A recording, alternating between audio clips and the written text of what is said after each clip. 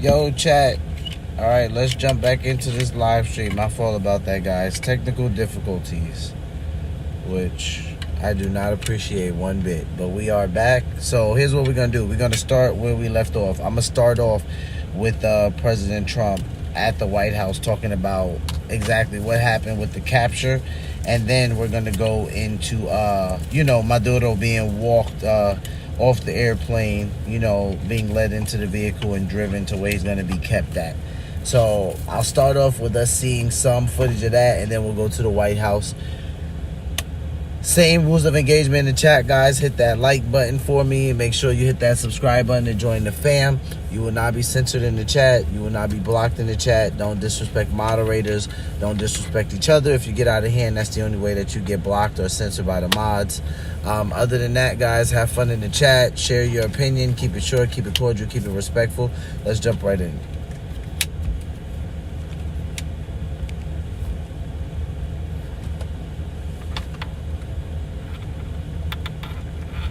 We are now watching people leave the plane, and I'm just trying to see if one of the people leaving that plane, surrounded by federal agents, is the Venezuelan former president Nicolas Maduro. Right now, it looks like it is agents who have been going up and down those stairs. We know that the DEA, a huge part of this, and we've been seeing their jackets as well. While we are waiting to see the moment when Nicolas Maduro leaves that plane, heads towards the next phase of the system in place, the justice system in the United States in place. Let's just watch here for a second, because this is the most activity we have seen this evening of people going in and out of that plane that has flown the president, ostensibly his wife, who were snatched from their beds in the middle of the night after strikes on Venezuela by the United States. The president announcing that, also announcing that they did not go to Congress first, not even the Gang of Eight, to let them know that this was about to happen. But indeed, it did happen, and we are seeing the result of it here. Very hard to see. So talking about them not going to Congress first, not even the 8. President Trump actually mentioned that. I got a chance to hear that live when he was live on the White House YouTube channel, and he said that he just couldn't do it. Like, now, these are the reporters pressing President Trump and Marco Rubio about why Congress wasn't alerted, and President Trump made it very clear that that was just not something that he was able to do, that it would have really impeded on the integrity of the mission, and that no one could know. He said this would not have been good if anyone would have been able to know. So he was very explicit about not going to Congress and how he did that on purpose. As you might imagine, it is now dark on the East Coast in New York, where this is all taking place in Newburgh, New York. But we are watching as it looks as if they are walking backwards. And so the person there that may be beyond the man with the backpack there, you see one agent walking backwards, and you see someone flanked by quite a few people coming down the stairs gingerly. That may well be Venezuelan President Nicolas Maduro taking his first steps onto U.S. soil. That appears to be what's happening, but we cannot guarantee it, as this is the most activity we have seen leaving that plane after quite a few minutes there, some maybe 20, 30 minutes that we've been watching this. But this is the largest group of folks that we've seen leaving that plane, a remarkable, remarkable moment in history. I want to go now to CNN senior legal analyst Elie Honig, who has been, is a former prosecutor working at SDNY. He knows the system very, very well. As you are watching this, just give us a sense of the moment that we are seeing here and what will happen next as they take Maduro from this aircraft ostensibly to another, correct? Yes, Sarah. Well, there's obviously vast political, international, diplomatic significance to what's happening here. There's also really important legal significance to this very moment we're witnessing, because there's an important concept in federal prosecution called venue. And what that means is you have to charge a case in the right federal district out of the 94 federal districts in the United States. This is, of course, the Southern District of New York. Now, there's two ways prosecutors can get venue. The first one is if they can show that some part of the conspiracy happened within that district. But the second way, and I think this is what we're seeing right here, is if the person is being brought in from a foreign country, the first place they touch down and touch American soil, there is automatic venue there. Now, this is a base in Newburgh, New York. That's within the Southern District of New York. It's about 90 or so miles, 70 to 90 miles north of New York City.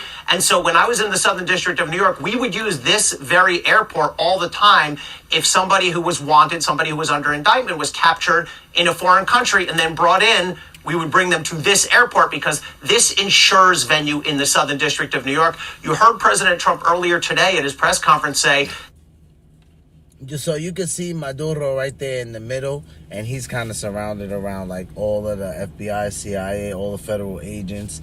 You can see him right dead center. I think he has on like a grayish bluish shirt. There would have to be a decision about whether this President Maduro would be tried in federal court in Florida or New York. He's already been indicted in New York, and this to me confirms that this trial will be handled in the Southern District, New York. We are going to re-rack these pictures because as you were talking, we just saw President Nicolas Maduro, the Venezuelan president. We could see that it was indeed him, looking like he was wearing the same exact outfit that we saw earlier, a picture sent out by the administration. But a remarkable moment where we're seeing him walking on U.S. soil, flanked by more than a dozen federal agents. This is moments ago. I know it is very dark, hard to see, but eventually you will start to see it lighten up just a bit, and you'll see most people surrounding him are wearing black clothing, but he is not. He is wearing something that is lighter, a gray color, or it looks like gray, potentially light blue, but similar to what we saw in the pictures that were sent out by the administration. You were seeing him there flanked by so many agents and taking steps very slowly as they take him to the next position. I think we have Jim Sciutto back with us to give us some sense of just the bigger picture in all of this, because there are so many pictures and questions that people have about what happened here and what this is going to mean, not only to Venezuela, where you have seen some folks. No gas, no oil, no problem. Here's one system that handles it all. If you're looking to upgrade your heating system, who are gleeful, happy to see him gone, felt that they lived in hell with his administration, but there are others that still support him there, and what it means for the United States, where President Trump has said the United States will now run Venezuela for a time. Jim, this seems to be a huge shift in U.S. policy here. No question. Let's talk about the ripple effects, right? The multiple ripples emanating out from this. So the first one, the most obvious one, is in Venezuela. Who leads the country now? Who runs the country? How does the U.S. run it, if the president is true to his word here? Does that involve military forces on the ground, a long-term political engagement with that country to set it on its way to elections the president seems to be referencing here? That's an enormous task. Then go out from there, because there is a direct connection between Venezuela and Cuba, because Cuba depends in large part on Venezuelan oil money to run itself. Is Cuba the next target? In what way? Just economic pressure or military pressure as well? There's a whole host of U.S. forces in the Caribbean now quite close to Cuba as well. I think the question that he's asking is a good question, right? Is Cuba next? Because that's something that I saw coming up when I was in Benny. Shout out to Benny Johnson when I was in Benny's chat earlier. It's a legitimate question because people weren't expecting Trump to do this. At least the people who weren't paying attention to him.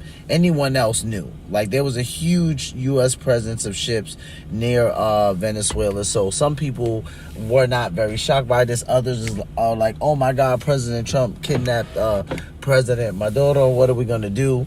So is it for the oil or is it the drugs? Is it the oil or is it the drugs? I was kind of playing on this last live stream because it's important. Like, some people in the chat were saying it's blood for oil.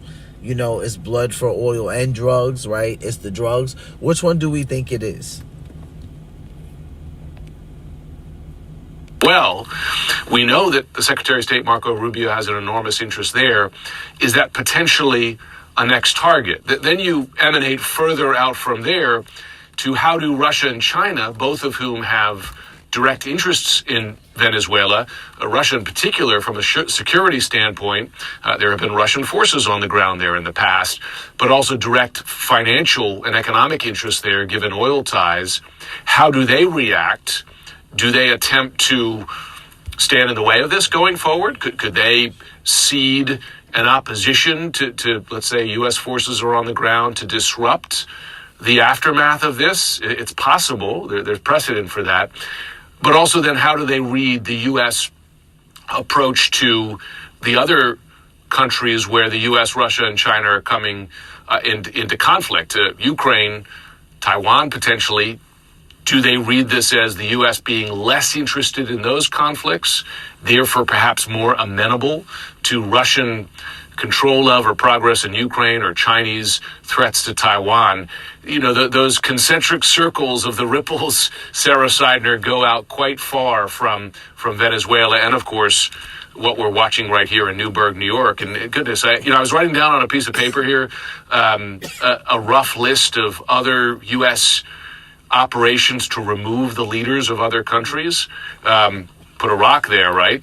That was messy, to say the least. Panama worked out. It was relatively, short, minimal cost, but a much smaller country. Grenada, again, got to go back to the 80s here, much, much smaller country. To some degree, some parallels with the Osama bin Laden raid, right? And that you had elite military forces go in that case, of course, kill the leader, although there was some talk of capturing him, each with different ramifications and outcomes. But to some degree, with the exception of Iraq, this is one of the more ambitious U.S. regime change efforts in recent memory. Yeah, and we saw what happened in Iraq. I mean, there are just so many questions, and a lot of the members of Congress are asking those questions at this hour. On the last live stream, I mentioned you guys remember the drone strike that President Trump did, right, during his first administration. Soleimani, that was another regime change that was very aggressive, right, on behalf of the United States. Thank you, ladies and gentlemen. Also, again, on behalf of President Donald J. Trump. Wondering why they were not alerted to this happening, especially since the president himself is saying that the U.S. will now take over in Venezuela for a time as they work out who will then lead that country. Jim Sciutto, please stick with us. I want to go, though, to Evan Perez, who is stationed outside the detention center in Brooklyn, which is about 70 miles from Newburgh. And we understand that from the plane that you saw Maduro being taken off of in that remarkable moment, he's gone inside of that building, but we understand he will be taking a helicopter. He will be flown by helicopter to this facility eventually tonight. Evan, what are you learning where you are? That's right, Sarah. We anticipate that eventually this evening we're going to see Nicolas Maduro arrive here at the Metropolitan Detention Center in Brooklyn. This is the secure federal facility where the feds hold people who are about to be tried. This is the only secure federal facility in this area right now. And what we anticipate is happening right now. You saw Maduro was met there with a team from the Drug Enforcement Administration. These are agents who have been working on this case. They've been after Maduro, investigating Maduro for more than a decade. There's a number of other people, including a former Venezuelan intelligence chief, who have pleaded guilty over the years as part of this larger case. Yeah, to Bart C official. Shout out to Bart C. Thanks for watching, bro. Yeah, I know what you mean. He wasn't a government official. No, I'm not saying he was I'm not saying he was a top official, at the head. But what I am saying is that he was someone of importance who also governed over people.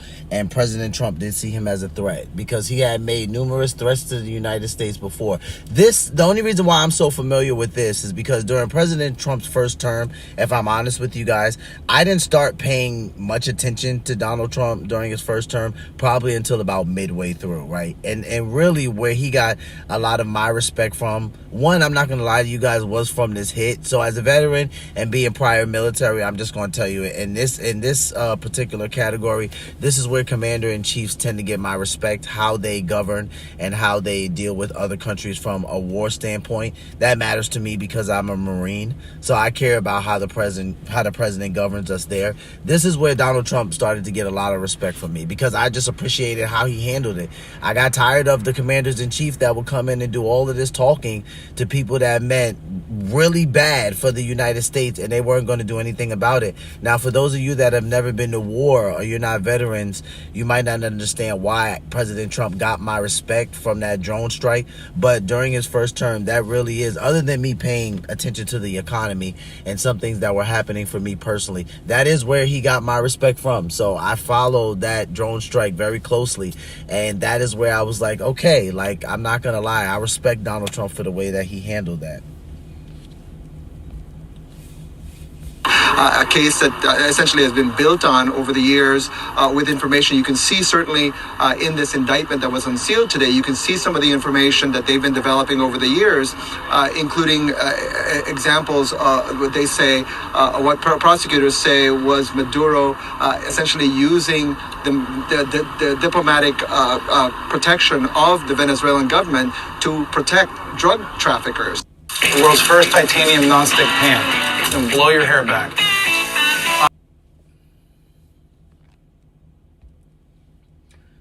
All right, guys, so I just want to cover one more piece of footage that I did last live stream where the vice president of Venezuela is speaking. Now, she's been placed by Maduro.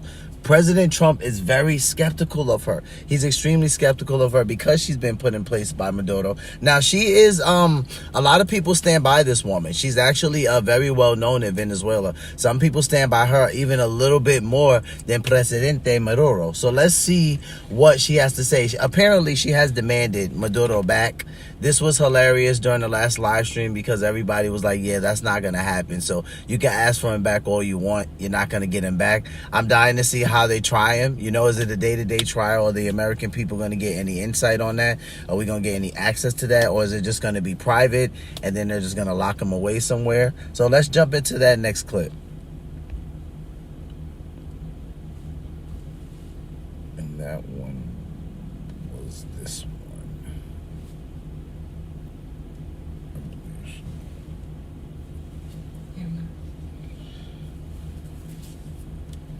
Moving moment by moment out of Venezuela, the de facto leader there has now... Okay, listen, chat, please, because you, chat, I don't like CNN either, chat, all right? Like, if I had to choose one news outlet to watch the rest of my life, mainstream media especially, it would not be CNN. I don't even think it would be a mainstream media outlet. But we do watch both sides over here on Cozy Corner TV, right? It's TV. So if we turn on our television sets, we can watch any network we want, right? So I watch both sides over here. I am not a huge fan of CNN, but we are watching them because of what they covered. So don't come for me, chat. Like, I get it. I don't like CNN either, but let's just listen. Now for the first time appeared on camera, demanding the immediate release of Nicolas Maduro and his wife, calling their capture a kidnapping. Right now, meantime, Maduro, in that image, you see him, it was posted by President Trump. He is on his way to the United States to face drug trafficking charges in the Southern District of New York.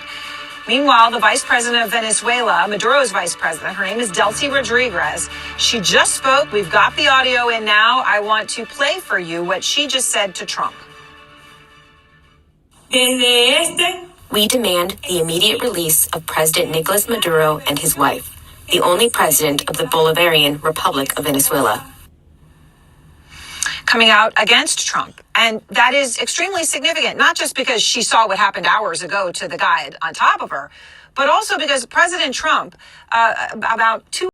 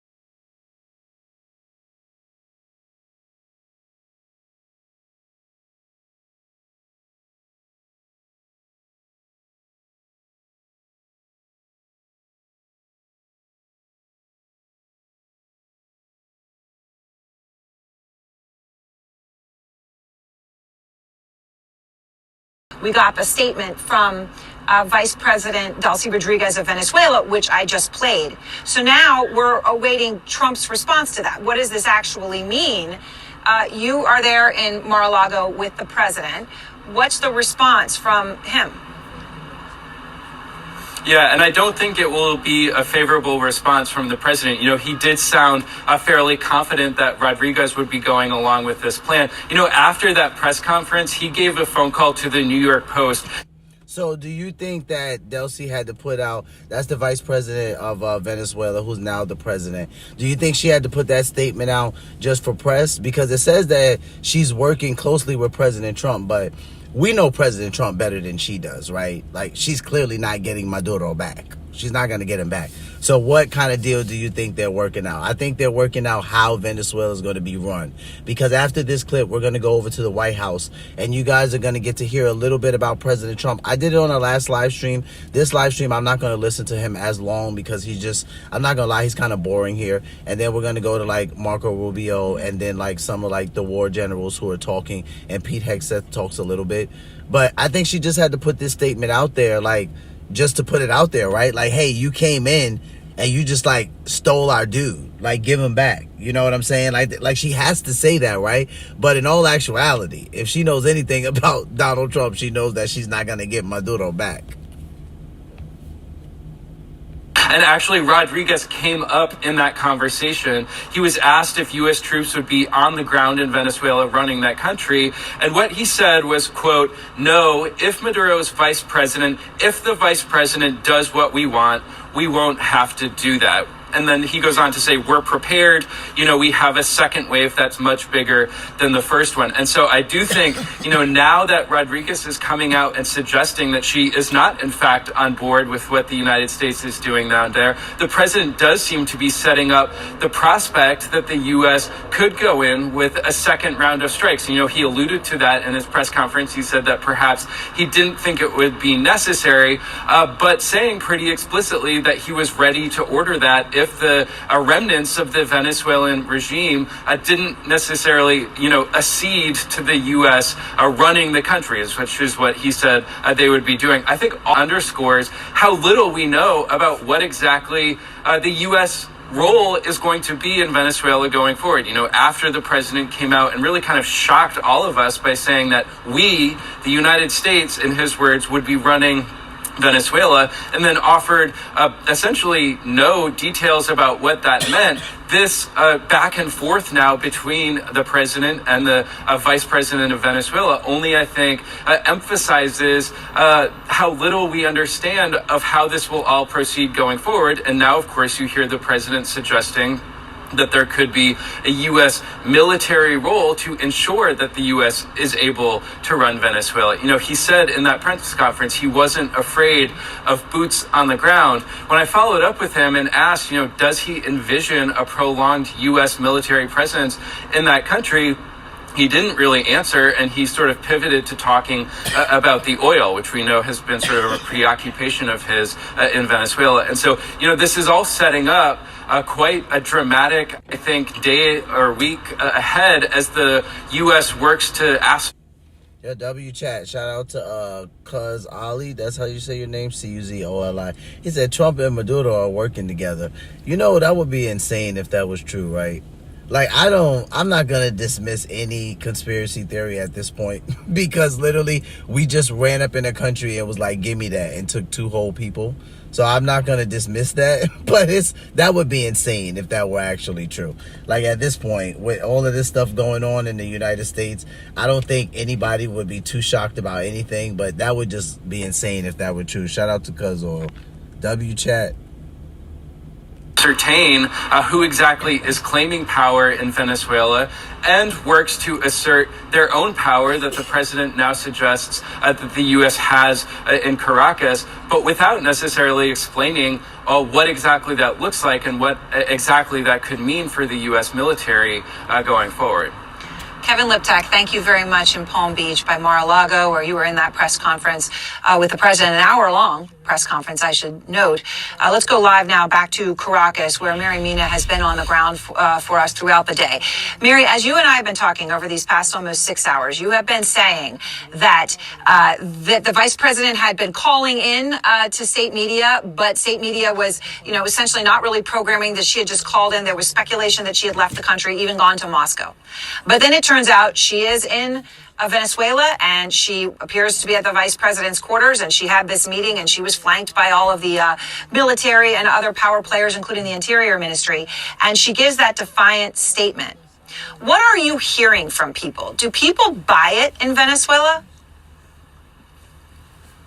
Well, we need to remember that Venezuelans are used to live under authoritarian regime, so there's fear in the streets that something could happen in the coming hours, either from the Trump administration that implied a second wave of attacks, or coming from the government itself. So, chat, tell me why there would be a second wave of attacks. Like, if we already have Maduro and his wife, right? They're saying that we've destroyed 97% of the ships that have any drugs. Why would there be a second strike? Now, Trump did say at the White House conference today, he did say that the United States would run Venezuela. He wasn't exactly clear on how that would happen. He alluded to there being like a group of people that would do it, and I don't know if that group of people would be working with the vice president. He was not very clear on that point, but I am curious what the second wave of attacks would be for. And I was thinking that during the first live stream, but I didn't say it. You guys can tell me what you think it might be for. I mean, I don't know if there's like some gang related violence there or some terrorist violence there, and that's why there would be a second strike. But I'm just trying to figure out, if they already have El Presidente and his wife, then what would be the reason for a second round of attacks? And its supporters. So the immediate reaction of our regular Venezuelan is to stay at home, to stay locked at home, waiting for the developments that keep changing with every hour in Caracas. And many people have decided to go to supermarkets to stock for food because they don't know how many days or hours this could last. And also there are the calling from these loyalists to Nicolás Maduro, saying they will not surrender. And that was a strong statement coming from the Venezuelan vice president, saying that they have the law behind them, and basically denying all the words that President Donald Trump said about her, talking with them, or making some sort of negotiations with the Trump administration. She says that they are calling for a strong response from the international community and from the people inside of Venezuela. Now, Mary, obviously there's opposition. There's the fact that Nicolás Maduro actually wasn't the president, he was the de facto president. But it obviously, someone had won that election in the summer of 2024. So there's a lot of breaks within the country on where people stand. But even in that context, Mary, where does Delcy Rodriguez stand? Does she have credibility? Does she have standing? Does she have any of those things coming into this? Well, she's witnessed as a strong leader after Nicolás Maduro. She's been in several positions, not only as a vice president, but in several ministers. She's been the selected one in case of Nicolás Maduro is out of power, as we are witnessing. Like what Hugo Chavez did in his time when he left for Cuba. He said, if something happened to me, you have to vote for Nicolás Maduro. Right now, we are learning that the multiple decisions taken by the government with the absence of Nicolás Maduro is to lead the country, the Venezuelan Vice President, Delcy Rodriguez. She is witnessed as a smart woman with knowledge in economics, but she's a strong leader. She's in charge, for example, the security forces that are detained more than 2,000 people over the past year in Venezuela after the presidential elections. Oh, well, and that's a significant point, as you point out, not just running the oil, but also running the security forces and what that might mean in terms of her ability to maintain their loyalty, which is going to be in such question here over these next hours and days. Mary, thank you very much. And we'll be checking in with Mary, of course, constantly here as our coverage continues. All All right, guys, that's enough of that God-forsaken CNN. Let's go over to the White House Live. I actually got the privilege to watch this live earlier today. I wanted to live stream it so bad the minute I saw it because, you know, I like to catch news early for you guys, but I was with the wife and, like, I couldn't stop what I was doing. So we're going to go there right now. We're not going to listen to President Trump too long because I'm not going to lie. He does sound kind of sleepy in this press conference. I was like, what's going on with the president? So let's go ahead and go to White House Live.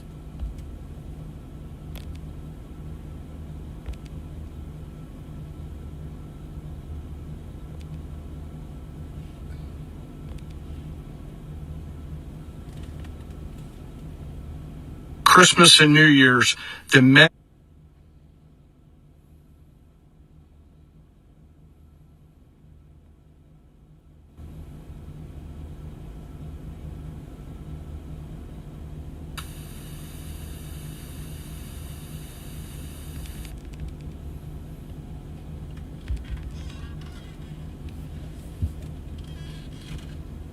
United States Armed Forces conducted an extraordinary military operation in the capital of Venezuela. Overwhelming American military power, air, land, and sea, was used to launch a spectacular... W-chat. Shout out to Rodney Wilcox. Good sir. He said, could you go as long as the president? No, he's not sleepy. Could I go as long as the president? Yeah, I actually could because I do public speak often, whether it's preaching or I'm just public speaking. Here's the thing. I understand that our president's almost 80 years old, so I don't think it's weird that he's sleepy. He's almost an 80-year-old man.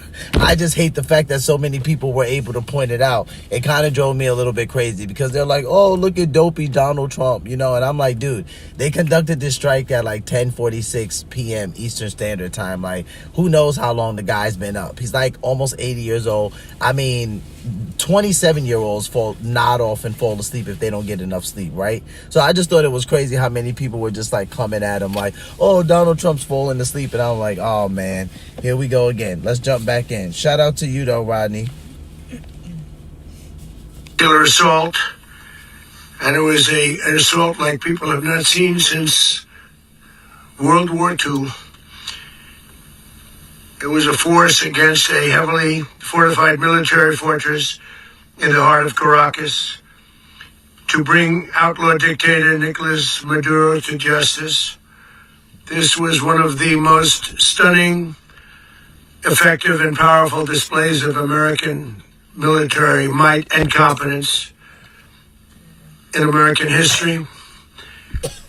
And if you think about it, we've done some other good ones like the attack on Soleimani,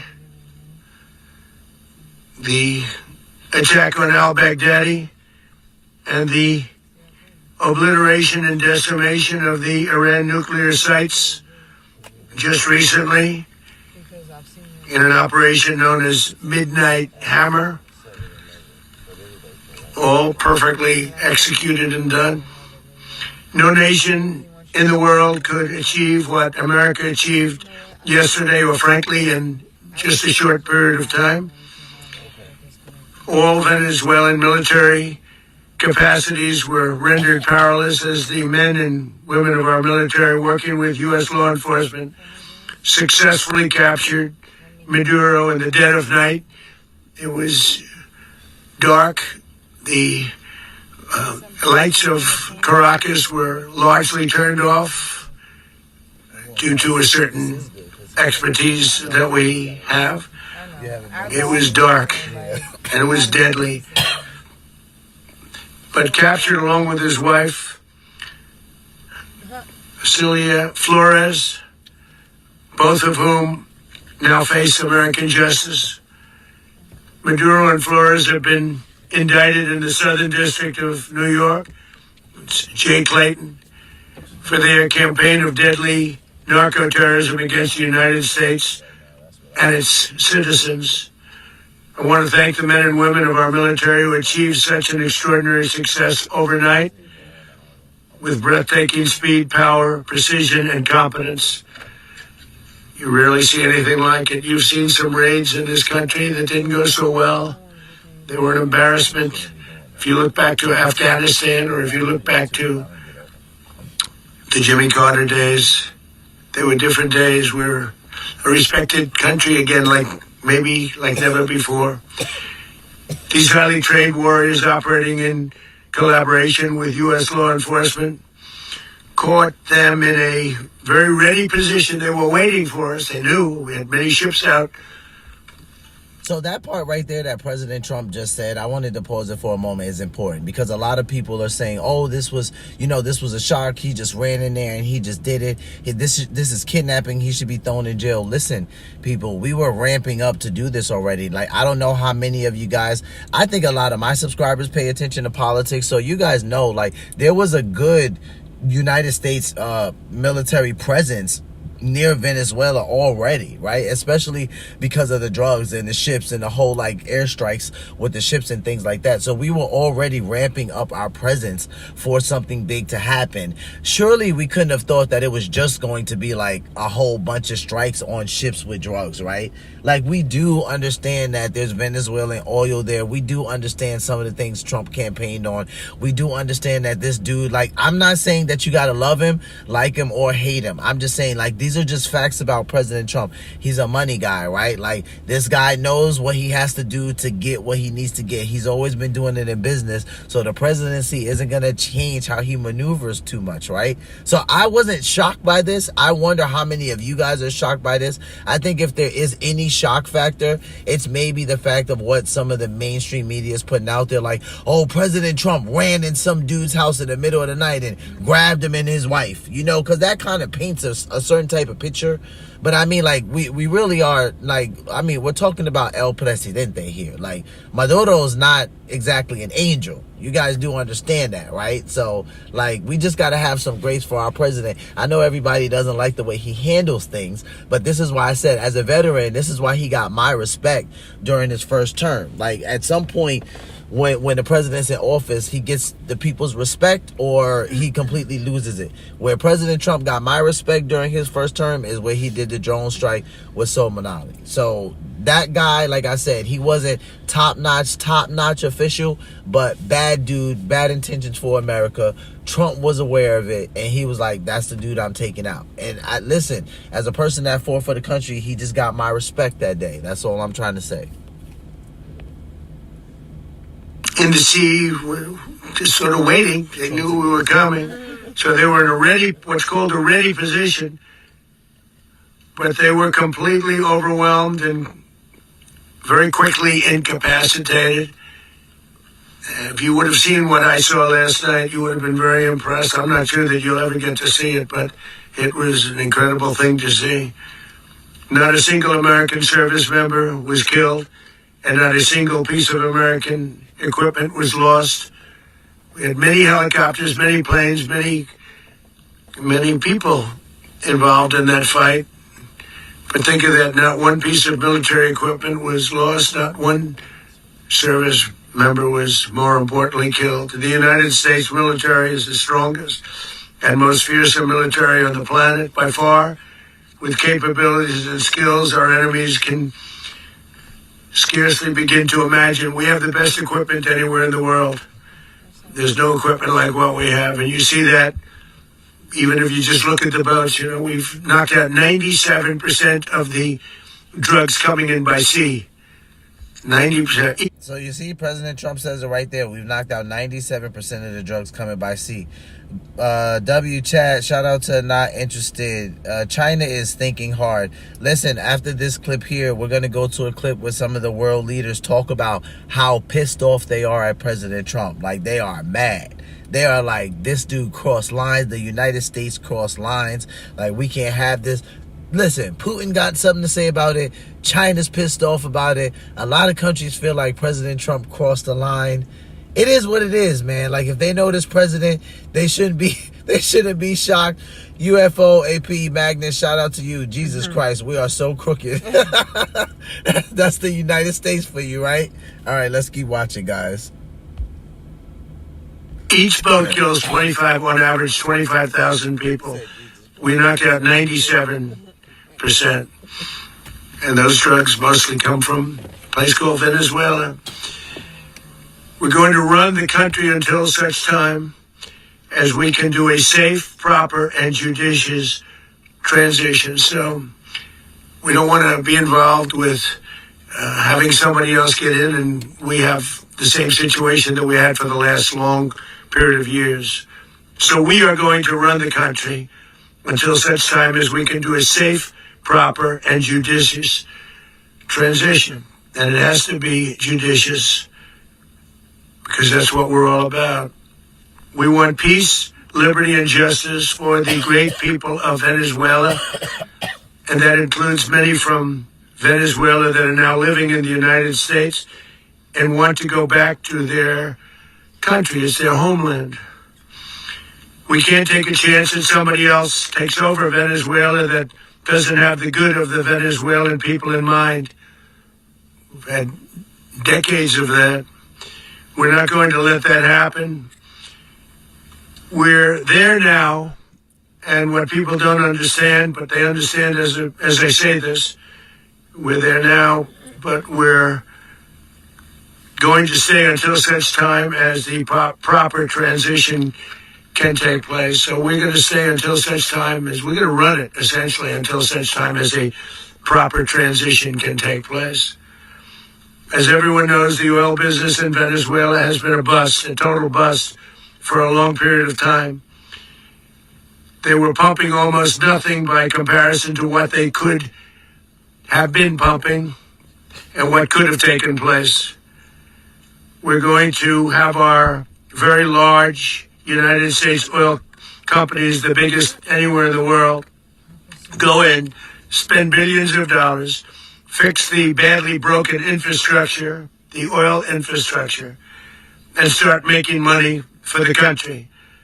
And we are ready to stage a second and much larger attack if we need to do so. So we were prepared to do a second wave if we needed to do so. We actually assumed that a second wave would be necessary. What could have taken place? We're going to have our very large United States oil companies, the biggest anywhere in the world, go in, spend billions of dollars, fix the badly broken infrastructure, the oil infrastructure, and start making money for the country. And we are ready to stage a second and much larger attack if we need to do so. So we were prepared to do a second wave if we needed to do so. We actually assumed that. Okay, so like, am I missing it? Is he saying why they're going to do a second wave? Because this is where I was confused. I'm like, unless there's like some gang-related activity or some terrorist things going on over there, why would there be a second wave if we already have captured El Presidente? This doesn't make sense to me. Do you guys hear him saying why there would be a second wave of attacks? That a second for the country, go in, spend billions of dollars, fix the badly broken infrastructure, the oil infrastructure, and start making money for the country. And we are ready to stage a second and much larger attack if we need to do so. So we were prepared to do a second wave if we needed to do so. We actually assumed that a second wave would be necessary, but now it's probably not. The first wave, if you'd like to call it that, the first attack was so successful, we probably don't have to do a second, but we're prepared to do a second wave, a much bigger wave, actually. This was pinpoint, but we have a much bigger wave that probably won't have to do. This partnership of Venezuela with the United States of America, a country that everybody wants to be involved with because of what we were able to do and accomplish, will make the people of Venezuela rich, independent, and safe. And it will also make the many, many people from Venezuela that are living in the United States extremely happy. They suffered. So much was taken from them. They're not going to suffer anymore. The illegitimate dictator Maduro was the kingpin of a vast criminal network responsible for trafficking colossal amounts of deadly, and illicit drugs into the United States. As alleged in the indictment, he personally oversaw the vicious cartel known as Cartel de las Solas, which flooded our nation with lethal poison, responsible for the deaths of countless Americans, many, many Americans. Hundreds of thousands over the years of Americans died because of him. Maduro and his wife will soon face the full might of American justice. And this is what I'm curious about, you guys. How much do you know about El Presidente Maduro? Because he's not an angel. You know what I'm saying? Like, it's not like we just took another country's pope. Because that's not what happened. You know, some people are like, President Trump, you're going to jail. You stole a man and his wife. And it's like, okay, let's just be clear. Right, let's think about Maduro's past here, right? I'm not saying that I agree 100% with how our president handled this, but I mean, if we come on, guys, if we just think about the drone strike during the first term, dude, he didn't consult with anybody. Like, the dude, he was just chilling on a Wednesday, and he was like, you know what, send the drone to that guy. Of course, he had done, you know, some recon, but still, that's exactly how it went down. So we can't be shocked that he did it like this. None of us should be shocked that Trump did it this way. We might not like it, we might not agree with it, but I don't think we should. I don't think we should be that shocked. I think people who were curious as to how crazy of a president we really have, I think they just found out. Since stand trial on American soil. Right now, they're on a ship. They'll be heading to ultimately New York, and then a decision will be made, I assume, between New York and Miami or Florida. But we have people where the overwhelming evidence of their crimes will be presented in a court of law. And I've seen it. I've seen what we have. It's both horrible and breathtaking that something like this could have been allowed to take place. For many years after his term as president of Venezuela expired, Maduro remained in power and waged a ceaseless campaign of violence, terror, and subversion against the United States of America, threatening not only our people, but the stability of the entire region. And you all saw it, in addition to trafficking gigantic amounts of illegal drugs that inflicted untold suffering and human destruction all over the country, all over in particular the United States. Maduro sent savage and murderous gangs, including the bloodthirsty prison gang Tren de Aragua, to terrorize American communities nationwide, and he did indeed. They were in Colorado. They took over apartment complexes. They cut the fingers off people if they called police. They were brutal, but they're not so brutal now. And I just have to congratulate our military, Pete, and everybody, and our National Guard, because the job that they've done, whether it's in Washington, D.C., where we have a totally safe city, where it was one of the most unsafe cities anywhere in the world, frankly, and now we have no crime in Washington, D.C. We haven't had a killing. We had the terrorist attack a few weeks ago. A little bit of a different kind of a threat, but we haven't had a killing in a long period of time, 6-7 months. We used to have on average two a week in Washington, our capital. We don't have that anymore. The restaurants are opening. Everyone's happy. They're walking their daughters. They're walking their children, their wives. They walk to restaurants. Restaurants are opening all over Washington, D.C. So I want to thank the National Guard. I want to thank our military. And I want to thank law enforcement. It's been amazing. And they should do it with more cities. We're doing it, as you know, and we're doing it in Memphis, Tennessee right now, and crime is down.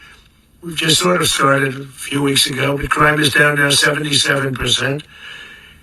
And the governor of Louisiana called, great person, and he wanted us to help him, as you know, in a certain very nice part of Louisiana.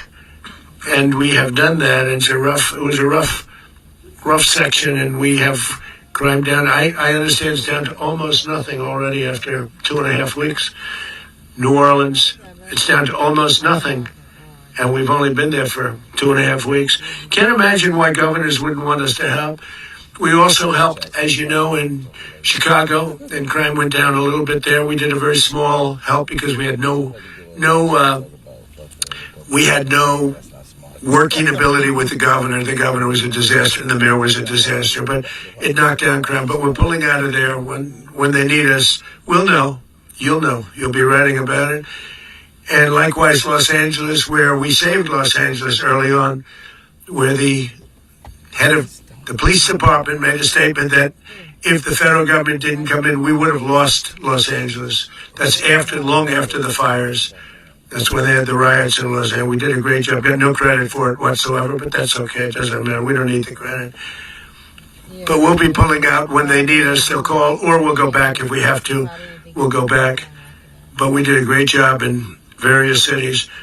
But the place that we're very proud of is Washington, D.C., because it's our nation's capital. We took it from being a crime-ridden mess to being one of the safest cities in the country. But the gangs that they sent raped, tortured, and murdered American women and children. They were in all of the cities I mentioned, Tren de Aragua.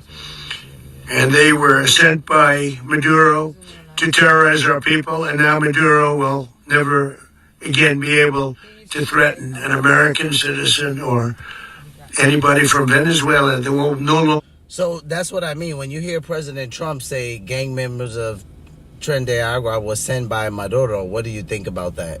He's basically saying that he sent them from Venezuela to the United States on purpose to terrorize the U.S. citizens, right? So now, this is not the first time President Trump has said something like this about Maduro. This is the thing, that when people are saying things like, oh, President Trump is doing this because he hates everybody except white people. I'm like, dude, just shut up. That's stupid. That's not why President Trump is doing it.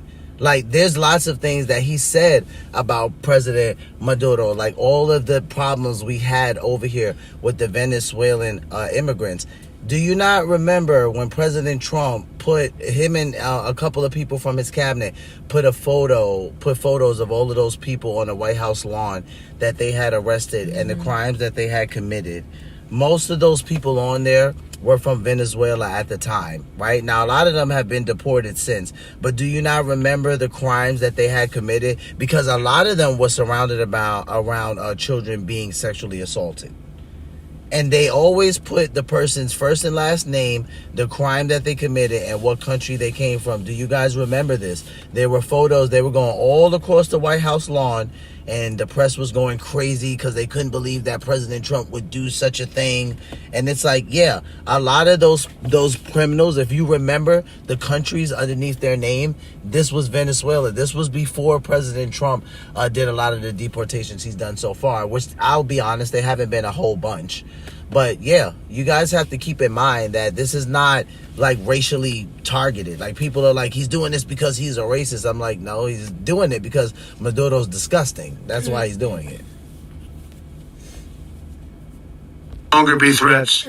For years, I've highlighted the stories of those innocent Americans whose lives were so heartlessly robbed by this Venezuelan terrorist organization. Really one of the worst. One of the worst. They say the worst. Americans like 12-year-old Jocelyn Nungari from Houston. Beautiful Jocelyn Nungari. What happened to her?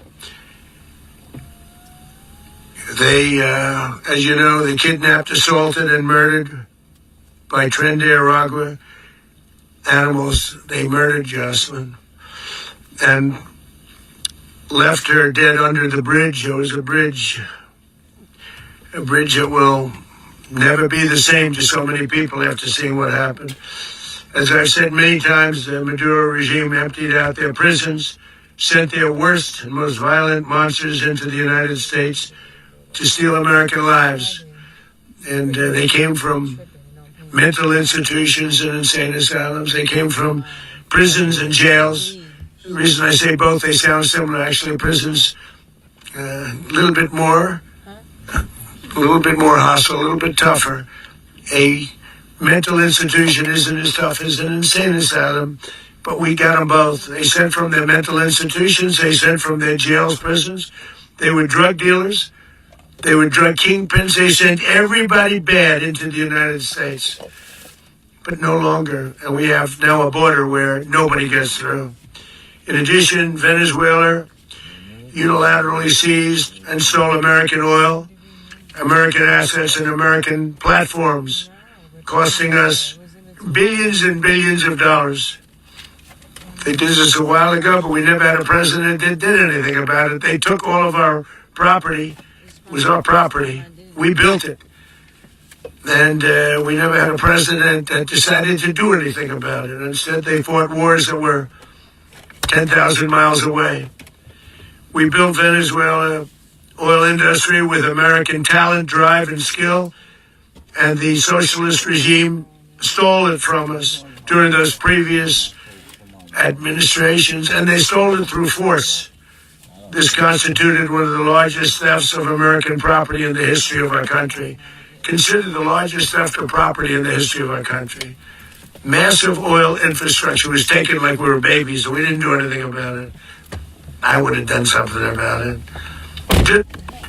And we never had a president that decided to... Now I'm gonna go back to this because this is important what he's talking about. See, a lot of people now I agree with a lot of you guys that are like, it's the oil, it's the oil. I totally agree. When I first learned about this, I was like, okay, anybody that's confused about this, I can tell that they haven't been paying attention. But what President Trump is saying right here is extremely important, because he's talking about how at one point in time the United States was robbed. Something was taken from them and we did absolutely nothing about it. So let's just pay attention to this.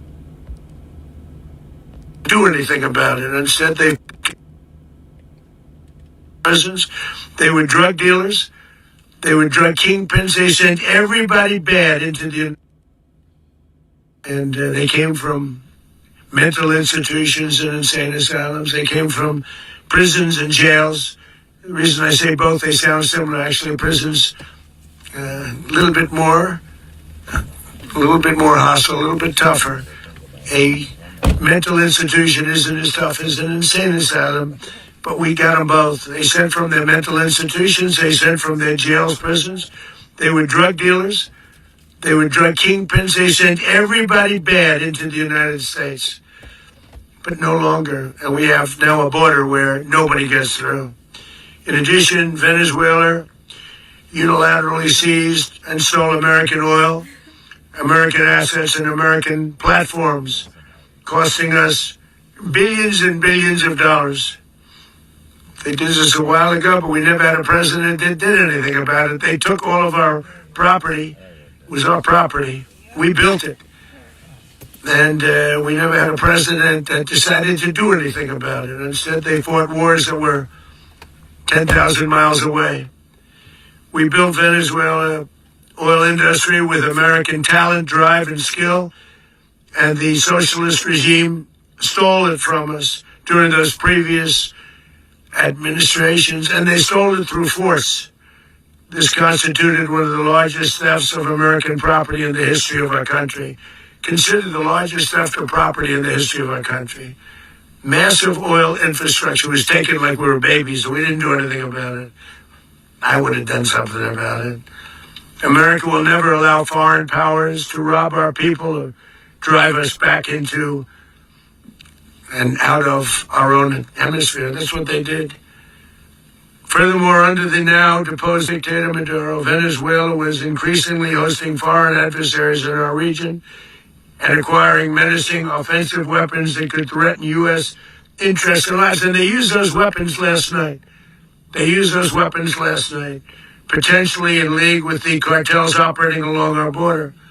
All of these actions were in gross violation of the core principles of American foreign policy, dating back more than 2 centuries, and not anymore. All the way back, it dated to the Monroe Doctrines. And the Monroe Doctrine is a big deal, but we've superseded it by a lot. By a real lot. They now call it the Monroe Document. I don't know. It's Monroe Doctrine. We sort of forgot about it. It was very important, but we forgot about it. We don't forget about it anymore. National security strategy, American dominance in the Western Hemisphere will never be questioned again. Won't happen. So just in concluding, for decades, other administrations have neglected or even contributed to these growing security threats in the Western Hemisphere. Under the Trump administration, we are reasserting American power in a very powerful way in our home region. And our home region is very different than it was just a short while ago. The future will be, and we did this in my first term. We had great dominance in my first term, and we have far greater dominance right now. Everyone's coming back to us. The future will be determined by the ability to protect commerce and territory and resources that are core to national security.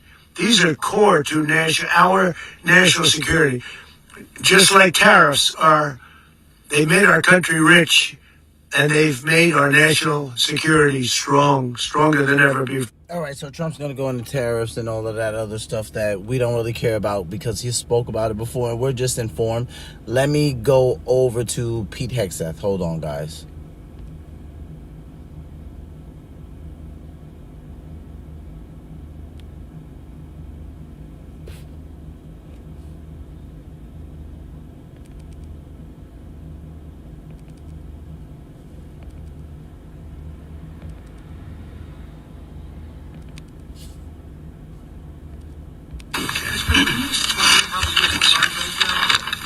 Well, thank you, Mr. President. Finally, a commander-in-chief the world respects and the American people deserve. And as the president said, words can barely capture the bravery and the power and the precision of this joint military and law enforcement and the best of our country. What all of us witnessed last night was sheer guts and grit, gallantry, and glory of the American warrior. I'm simply humbled by such men. And I tip my hat to our chairman, Dan Raising Kane, and all who stood watch last night. Our warriors are the elite of America, and again, President Trump has your back. No other country on planet Earth, and it's not even close, could pull this kind of operation off. And no other president has ever shown this kind of leadership, courage, and resolve. The most powerful combination the world has ever seen. As the president said, our adversaries remain on notice. America can project our will anywhere, anytime. The coordination, the stealth, the lethality, the precision, the very long arm of American justice, all on full display in the middle of the night. Nicolas Maduro had his chance, just like Iran had their chance, until they didn't and until he didn't. He effed around, and he found out. President Trump is deadly serious. Bro, I'm cooked. I didn't know Pete Hegseth said that. Like, that's so crazy that he said that. Vicky Grizzle, shout out to you. Thanks for the sub. Yo, that's crazy. Like, I didn't know Pete Hegseth said that. Why would he say that in a press conference at the White House, man? This is what I'm talking about. This is why people give Pete such a hard time. I know that when people heard him say this, they was like, man, he probably had a drink. Before he came to this press conference, he said they effed around and they found out. I can't believe he said that. Why is that even a part of his speech? Serious about stopping the flow of gangs and violence to our country. Deadly serious about stopping the flow of drugs and poison to our people. Deadly serious about getting back the oil that was stolen from us. And deadly serious about reestablishing American deterrence and dominance in the Western Hemisphere. This is about the safety, security, freedom, and prosperity of the American people. This is America first. This is peace through strength. And the United States War Department is proud to help deliver it. Welcome to 2026. And under President Trump, America is back. I'd like to welcome now our Chairman Raising Kane, to give a few more details about the operation, Mr. Chairman. Thank you, Mr. Secretary. Thank you, Mr. President, and good morning. Last night, on the order of the President of the United States, and in support of a request from the Department of Justice, as the President said, the United States military conducted an apprehension mission in Caracas, Venezuela, to bring to justice two indicted persons, Nicolas and Cecilia Maduro. This operation, known as Operation Absolute Resolve, was discreet, precise, and conducted during the darkest hours of January 2nd, and was the culmination of months of planning and rehearsal, an operation that, frankly, only the United States military could undertake. What I'd like to do this morning is talk you through some of the preparation and the details without compromising any of our tactics, techniques, and procedures. There is always a chance that we'll be tasked to do this type of mission again. Our interagency work began months ago and built on decades of experience of integrating complex air, ground, space, and maritime operations. While the past 2 decades have honed the skills of our special operations forces, this particular mission required every component of our joint force, with soldiers, sailors, airmen, Marines, and Guardians working in unison with our intelligence agency partners and law enforcement teammates in an unprecedented operation. We leveraged our unmatched intelligence capabilities and our years of experience in hunting terrorists, and we could not have done this mission without the incredible work by various intelligence agencies, including the CIA, NSA, and NGA. We watched, we waited, we prepared, we remained patient and professional. This mission was meticulously planned, drawing lessons from decades of missions over the last many years. See, so this is the thing. This is why I wanted this gentleman to speak, because he says it right there. It was meticulously planned. So this wasn't something that, they just looked at one day of the week and 4 days later, President Trump was like, yeah, we're going to go strike. He doesn't work like that. So that's why I was asking you guys in the chat, like, how many of you guys are genuinely surprised by this? Because that would probably show me those of you that, like, maybe Trump gets on your nerves so much you just don't pay him that much mind. And I could get with that, so you might have not seen this type of workup the way that I saw it with all of this military presence in Venezuela and all of these airstrikes, with the boats, and how it's about drugs, but really it was really about oil. So it's like, yeah, this shouldn't really, that's why I said earlier in the live stream, it shouldn't be that shocking to us. But this gentleman is very explicit where he says this wasn't something that happened by happenstance. Like, we planned this, and it was planned very meticulously. Years, decades, many missions over these last many years. This was an audacious operation that only the United States could do. It required the utmost of precision and integration within our joint force. And the word integration does not explain the sheer complexity of such a mission. An extraction so precise, it involved more than 150 aircraft launching across the Western Hemisphere in close coordination, all coming together in time and place to layer effects for a single purpose: to get an interdiction force into downtown Caracas while maintaining the element of tactical surprise. Failure of one component of this well-oiled machine would have endangered the entire mission, and failure is never an option for America's joint force. Those in the air over Caracas last night were willing to give their lives for those on the ground and in the helicopters. Let me talk a little bit about the preparation. After months of work by our intelligence teammates to find Maduro and understand how he moved, where he lived, where he traveled, what he ate, what he wore, what were his pets, in early December, our force was set pending a series of aligned events. Key was choosing the right day to minimize the potential for civilian harm and maximize the element of surprise, and minimize the harm to the indicted personnel so, as the president said, they could be brought to justice. So those two things he spoke about, okay, minimize civilian harm, maximize the element of surprise. That right there, ladies and gentlemen, are one of the most important ingredients when it comes to war, right? So this is how we know that this was meticulously planned. This is how we know it wasn't just by happenstance, just by those two things that he said. And as the president said earlier today, weather in Venezuela is always a factor this time of the year. And over the weeks through Christmas and New Year's, the men and women of the United States military sat ready, patiently waiting for the right triggers to be met and the president to order us into action. Last night, the weather broke just enough, clearing a path that only the most skilled aviators in the world could maneuver through. Ocean, mountain, low cloud ceilings. But when tasked with a mission, this organization does not quit. At 10:46 p.m. Eastern Time last night, the president ordered the United States military to move forward with this mission. He said to us, and we appreciate it, Mr. President, good luck and Godspeed.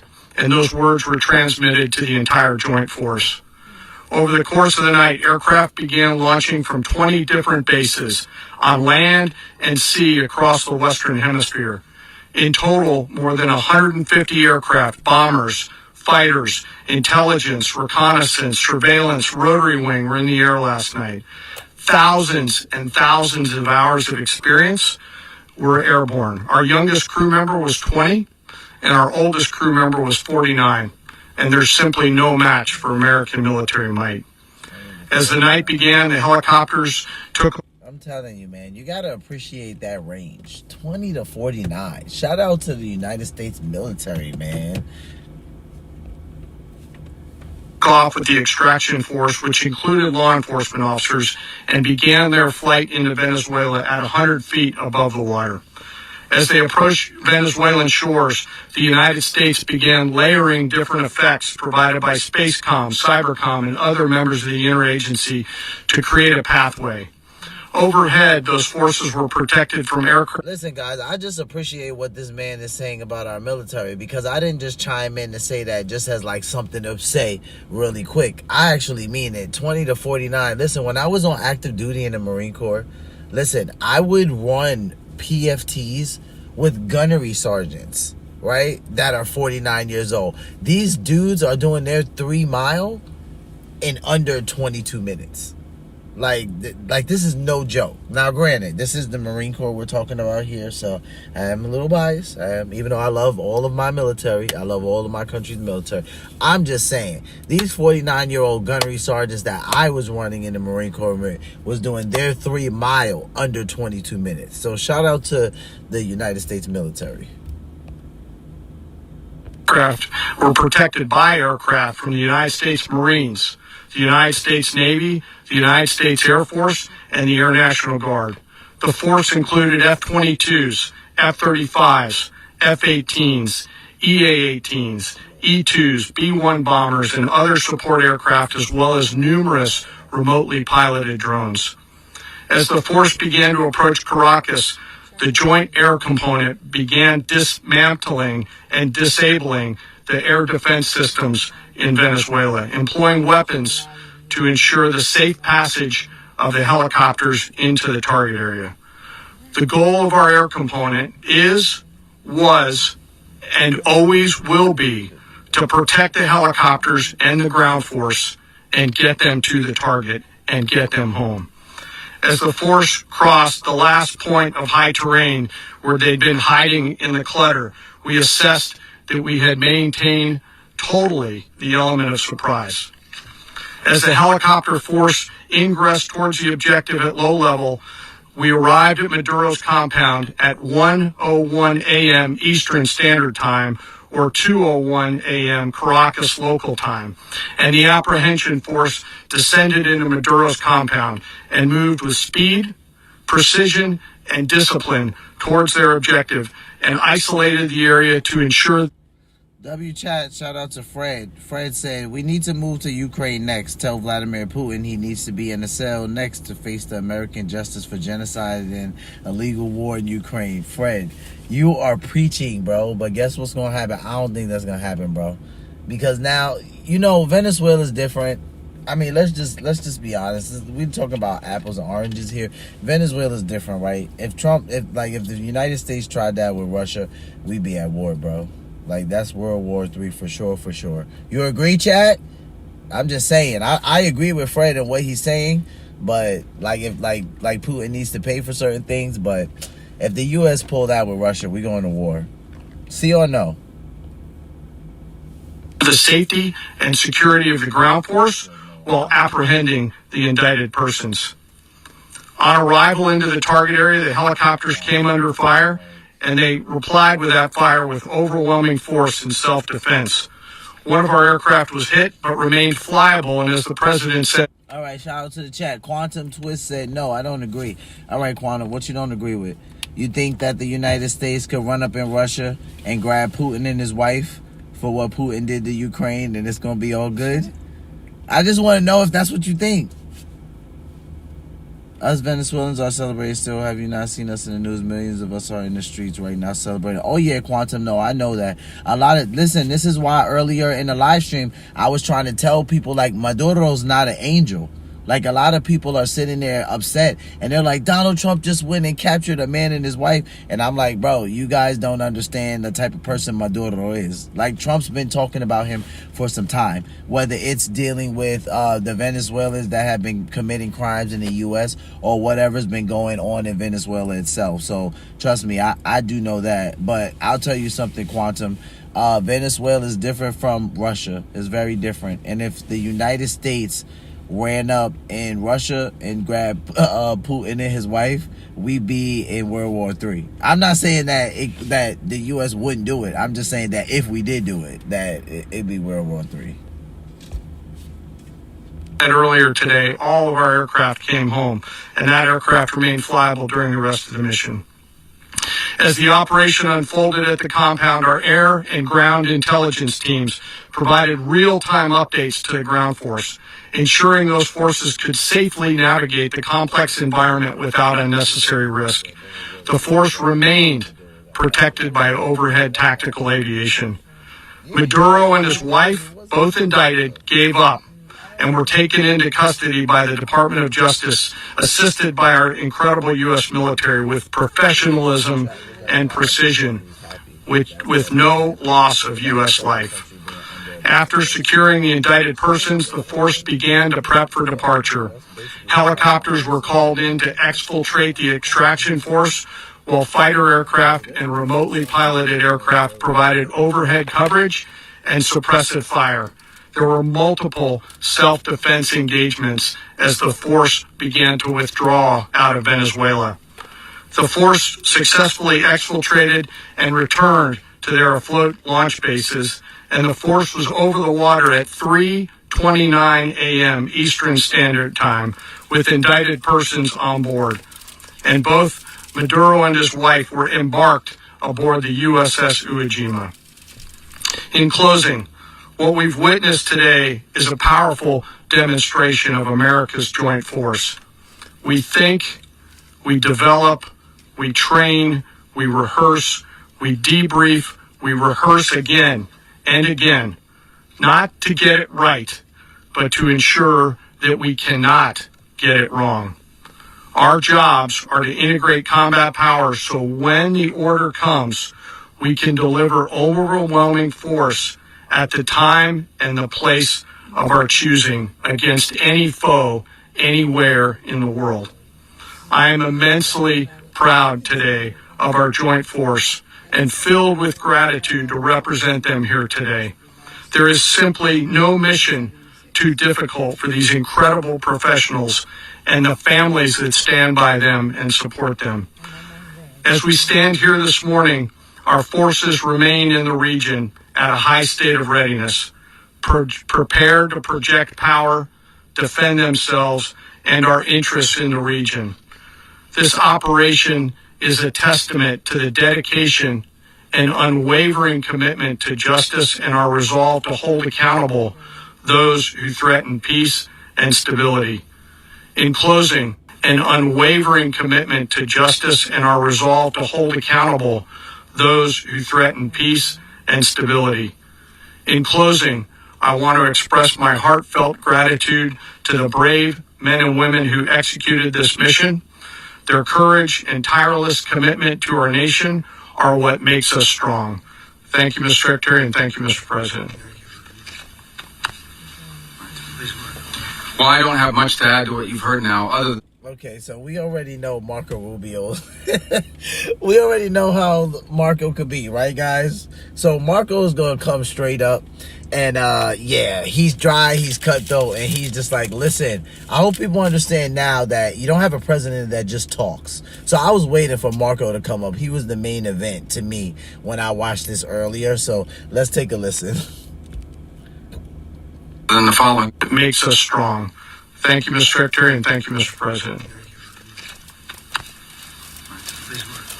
Well, I don't have much to add to what you've heard now, other than the following points. Nicolas Maduro was indicted in 2020 in the United States. He is not the legitimate president of Venezuela. That's not just us saying it. The first Trump administration, the Biden administration, the second Trump administration, none of those three recognized him. He's not recognized by the European Union and multiple countries around the world. He is a fugitive of American justice with a $50 million reward, which I guess we say $50 million. And sure. Yeah, exactly. But don't let anybody claim it. Nobody deserves it but us. But I want to be clear about one thing. Nicolas Maduro had multiple opportunities to avoid this. He was provided multiple very, very, very generous offers and chose instead to act like a wild man, chose instead to play around. And the result is what we saw tonight. The other message here is the following. You have a guy, like many people around the world, they like to play games. You have a guy who decides he's going to invite Iran into his country, is going to, do the confiscation of American oil companies, is going to flood our country with gang members, is going to take Americans prisoner and try to hold them for hostage and trade them like he was able to do with the Biden administration. Basically likes to play games all this time and thinks nothing's going to happen. And I hope what people now understand is that we have a president. The 47th president of the United States is not a game player. When he tells you that he's going to do something, when tells you he's going to address a problem, he means it. He actions it. So what do we think about Marco Rubio for 2028? Do we see him as the front-running presidential candidate, or do we see him as a vice president to JD? Like, honestly, what do you guys think about this? Because I'm trying to see if there's room for Rubio in 2028. He's been in President Trump's cabinet right now, right? So I have a different level of confidence in Rubio that I didn't have the first time he ran, because he's seen President Trump execute a lot. So this time, I just have a feeling that this time around, like, he won't be so soft, like if he actually ran. But do you guys see him being the president, or do you guys only see him as a vice president? The President of the United States is not a game player. When he tells you that he's going to do something, when tells you he's going to address a problem, he means it. He actions it. I can tell you, I've watched this process now for 14, 15 years, been around it. Everybody talks, I'm going to do this, I'm going to do that. When I get there, we're going to do this, we're going to this is a president of action. Like, I don't understand yet how they haven't figured this out. And now, if you don't know, now you know. Because this is the way it's going to play out. And I think people need to understand that this is not a president that just talks and does letters and press conferences. And, if he says he's serious about something, he means it. And this is something that was a direct threat to the national interest of the United States. And the president addressed it. This is a president of peace, by the way. I told you what I just said earlier. This guy had multiple opportunities to find his way somewhere else and figure out another. He could have been living somewhere else right now, very happy. But instead, he wanted to play big boy. And so now, he's got other sets of problems on his hands. And but I think the message here should be for the world. But the president doesn't go out looking for people to pick fights with. He's not generally wants to get along with everybody. We'll talk and meet with anybody. But don't play games. Don't play games with this president's in office, because it's not going to turn out well. And so I hope that, I guess that lesson was learned last night, and we hope it'll be instructive moving forward. Is that a message for Cuba, Mr. President? It's like, what do you... I mean, like him, love him, or hate him, what are you going to do about Marco Rubio? He's like, yeah, man, listen, check it out. It is what it is. You want to play big boy? Now you got a different set of problem on your hands, big boy. You figure that one out. Like Marco Rubio. He does this every single time, man. This dude cracks me up.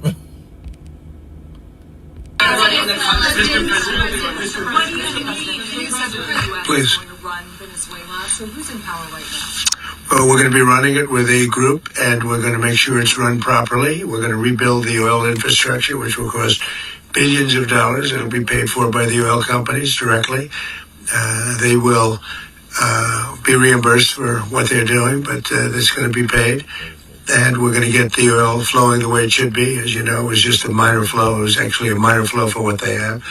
But we're going to run it properly, and we're going to make sure the people of Venezuela are taken care of. We're going to make sure the people that were forced out of Venezuela by this thug are also taken care of. Does the U.S. running the country mean that U.S. troops will be on the ground? How will that work? Well, you know, they always say boots on the ground. So we're not afraid of boots on the ground if we have to have. We had boots on the ground last night at a very high level, actually. We're not afraid of it. We don't mind saying it.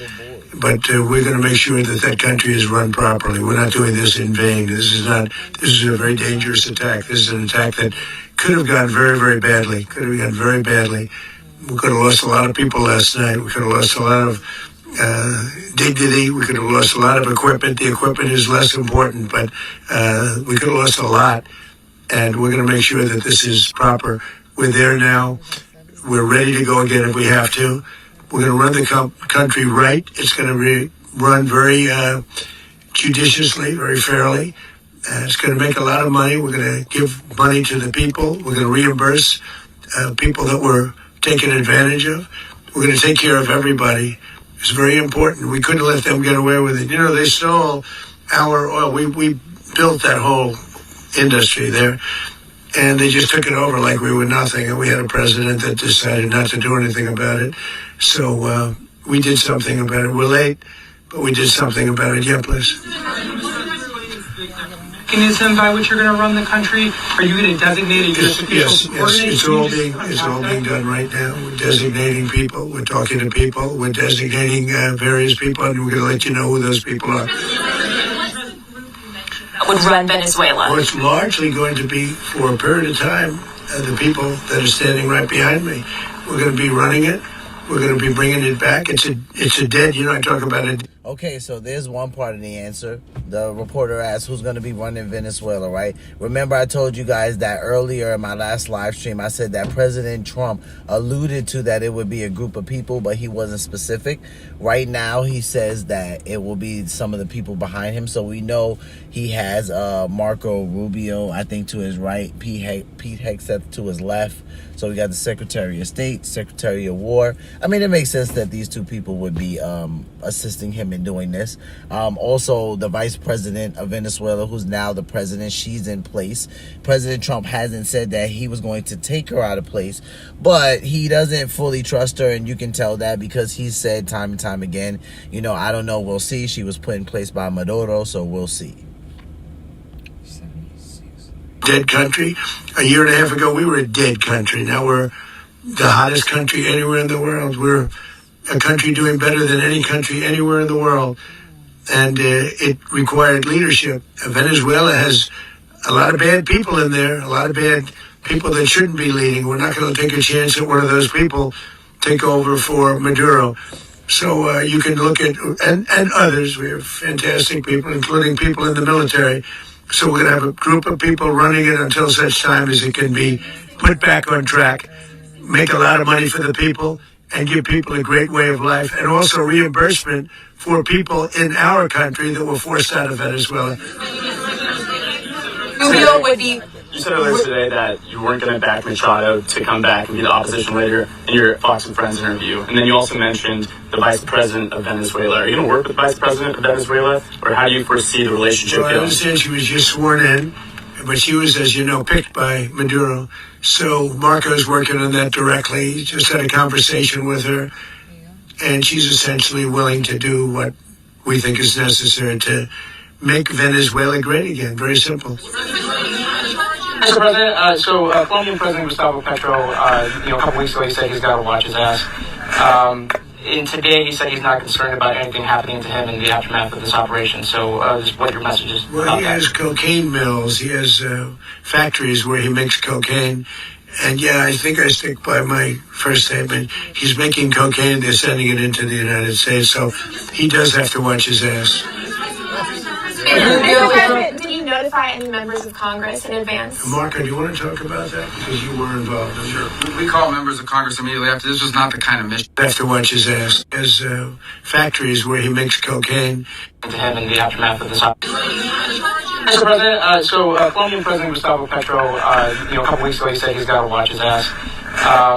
And today he said he's not concerned about anything happening to him in the aftermath of this operation. Mr. President, Colombian President Gustavo Petro, a couple weeks ago he said he's got to watch his ass.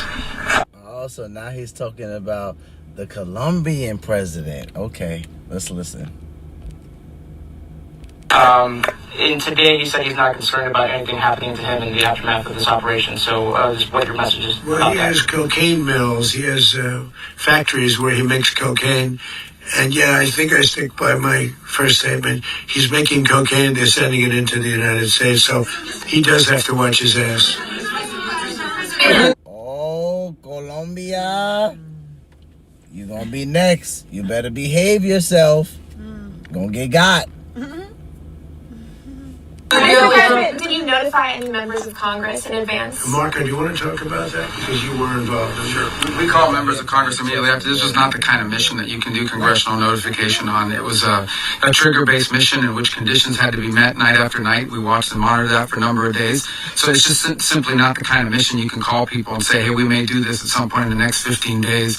But it's largely a law enforcement function. Remember, at the end of the day, at its core, this was an arrest of 2 indicted fugitives of American justice, and the Department of War supported the Department of Justice in that job. Now, there are broader policy implications here, but it's just not the kind of mission that you can pre-notify because it endangers the mission. Plus, if I could add one thing to that, Congress has a tendency to leak. This would not be good. If they leaked, General, I think it would have been maybe a very different result. But I have to say, they knew we were coming at some point, A lot of ships out there, they sort of knew we were coming. We went through. But Congress will leak, and we don't want leakers. See that?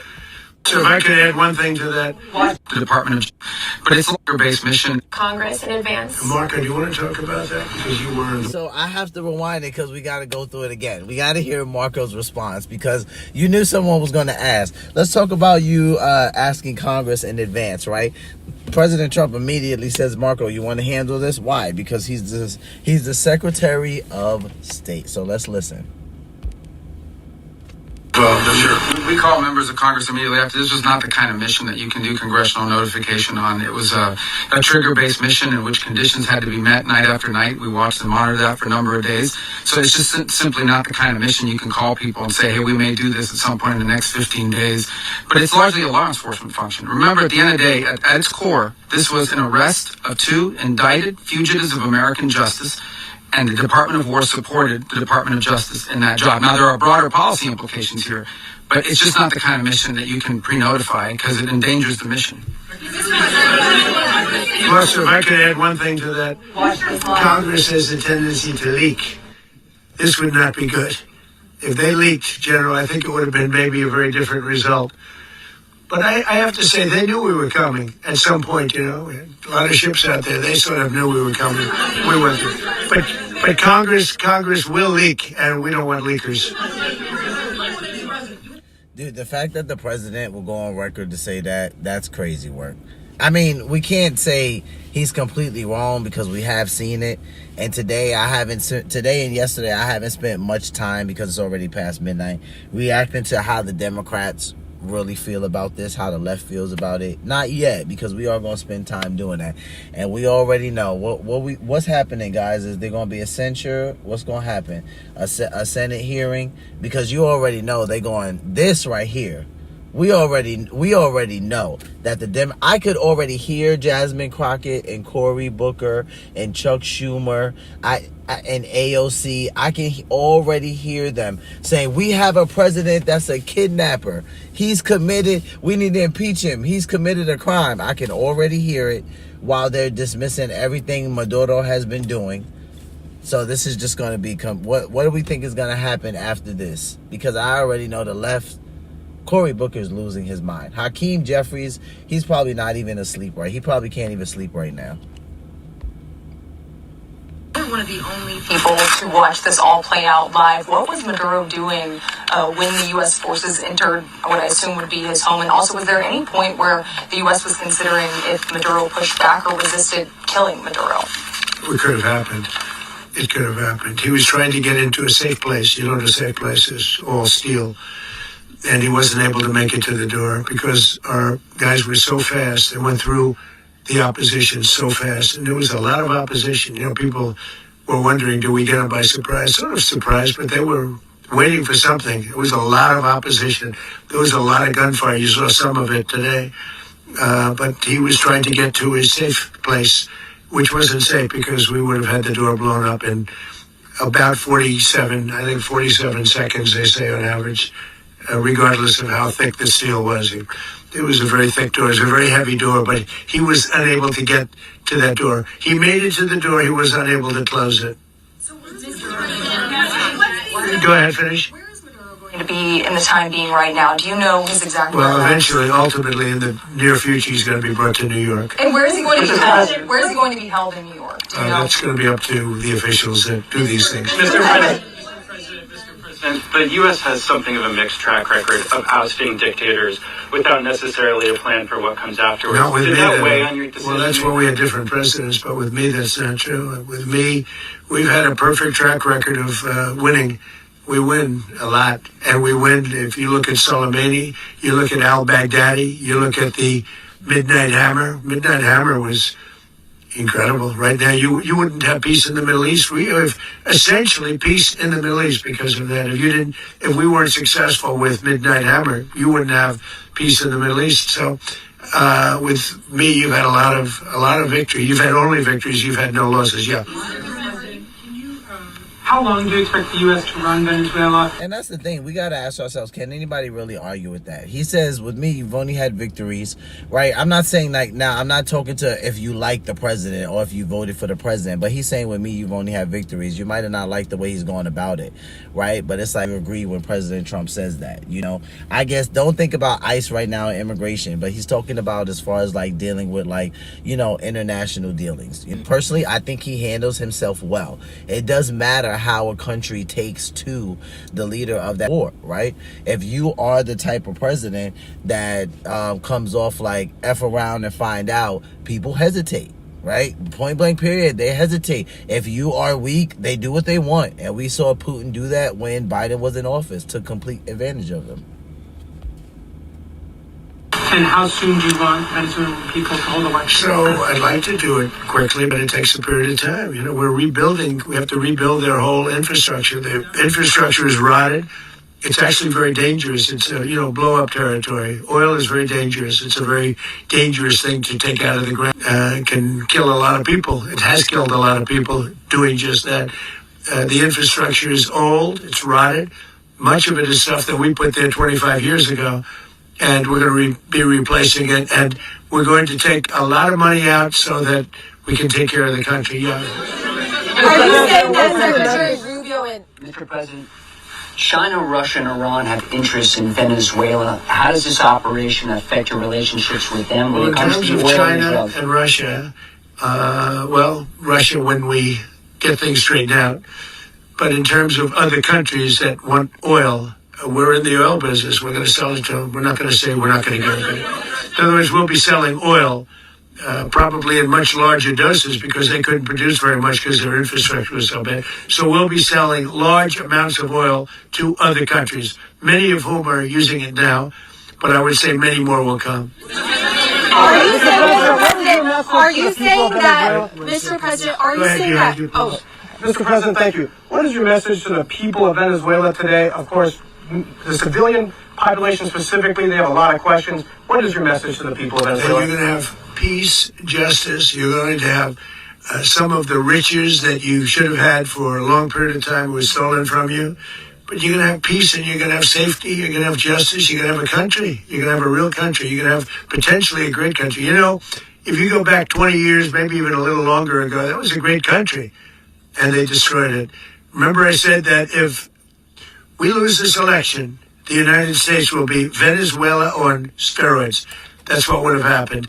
Had we lost the election, the 2024 election, We suffered so badly when you look at the border from 2020. What they did, what Joe Biden administration did to our country should never be forgotten. But if we had to go through another year of that, we would be exactly where Venezuela was in terms. I used to say, if they win, we're going to be Venezuela on steroids, and that's what would happen. President, thank you. Are you saying that Secretary Hegseth and Rubio are going to be running Venezuela, and will you be sending in U.S. military There's going troops to be to a provide? team that's working with the people of Venezuela to make sure that we have Venezuela right. Because for us to just leave.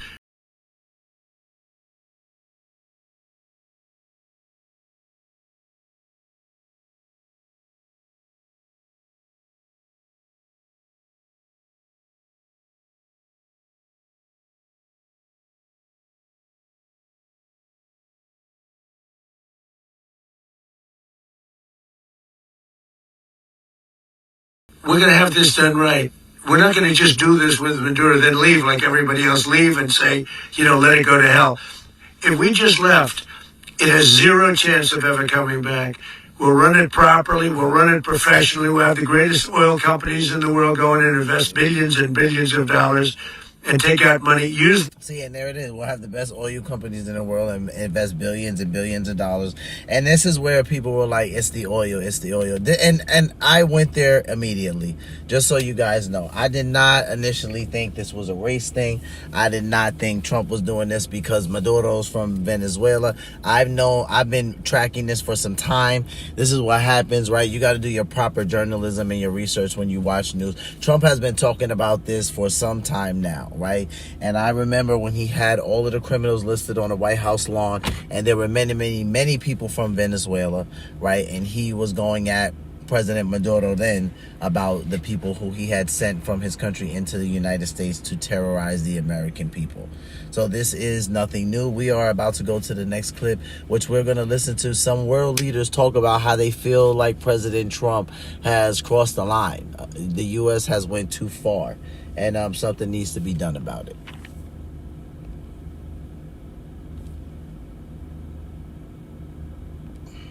It is no secret that sleep is essential to your health and well-being, but the truth we must face is that we are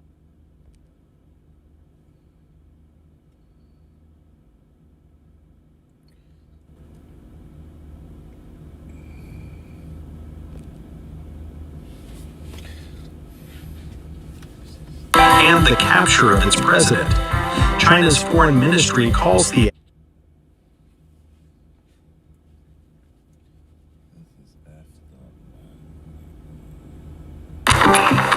capture of Venezuela's president is no longer just a regional crisis. It has triggered a global diplomatic confrontation. Now, China has broken its silence after U.S. forces captured Venezuelan leader Nicolas Maduro. Calling the move a blatant use of force, China says Washington has crossed a serious line.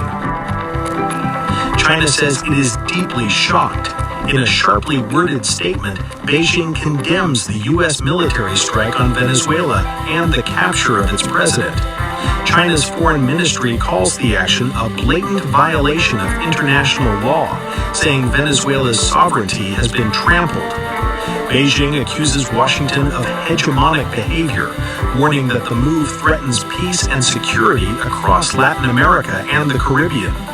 China says it firmly opposes the use of force against a sovereign state and rejects any justification offered by the United States. Earlier, Iran and Russia launched a scathing attack on U.S. over its Venezuela operation. Tehran's foreign ministry issued a lengthy condemnation, calling the attack a clear breach of Venezuela's sovereignty and international law. Iran describes the operation as unlawful, warning that such actions undermine global stability and set a dangerous precedent. Russia also responded swiftly and forcefully. In a rare early morning statement, Moscow accused the United States of committing armed aggression. The Russian Foreign Ministry rejects Washington's justification. Armed aggression, imagine that. From Moscow.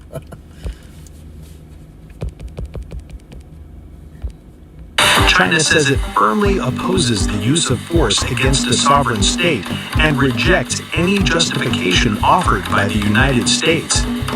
Earlier, Iran and Russia launched a scathing attack on U.S. over its Venezuela operation. Tehran's foreign ministry issued a lengthy condemnation, calling the attack a clear breach of Venezuela's sovereignty and international law. Iran describes the operation as unlawful, warning that such actions undermine global stability and set a dangerous precedent. Russia also responded swiftly and forcefully. In a rare early morning statement, Moscow accused the United States of committing armed aggression. The Russian Foreign Ministry rejects Washington's justification outright, calling it untenable. Moscow says ideological hostility has replaced diplomacy. Untenable. Imagine that. And what do we call every single thing that we have seen our friend Putin do? Wow, unbelievable. And warns that escalation could spiral beyond control. From Beijing to Tehran to Moscow, major powers are lining up against Washington's move.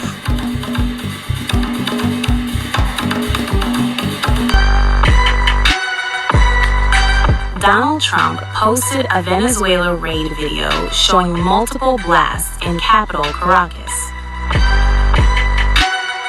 Minutes later, he follows up with a photo he claims shows Nicolas Maduro in U.S. custody. And then comes the statement, the clearest signal yet of Washington's intentions.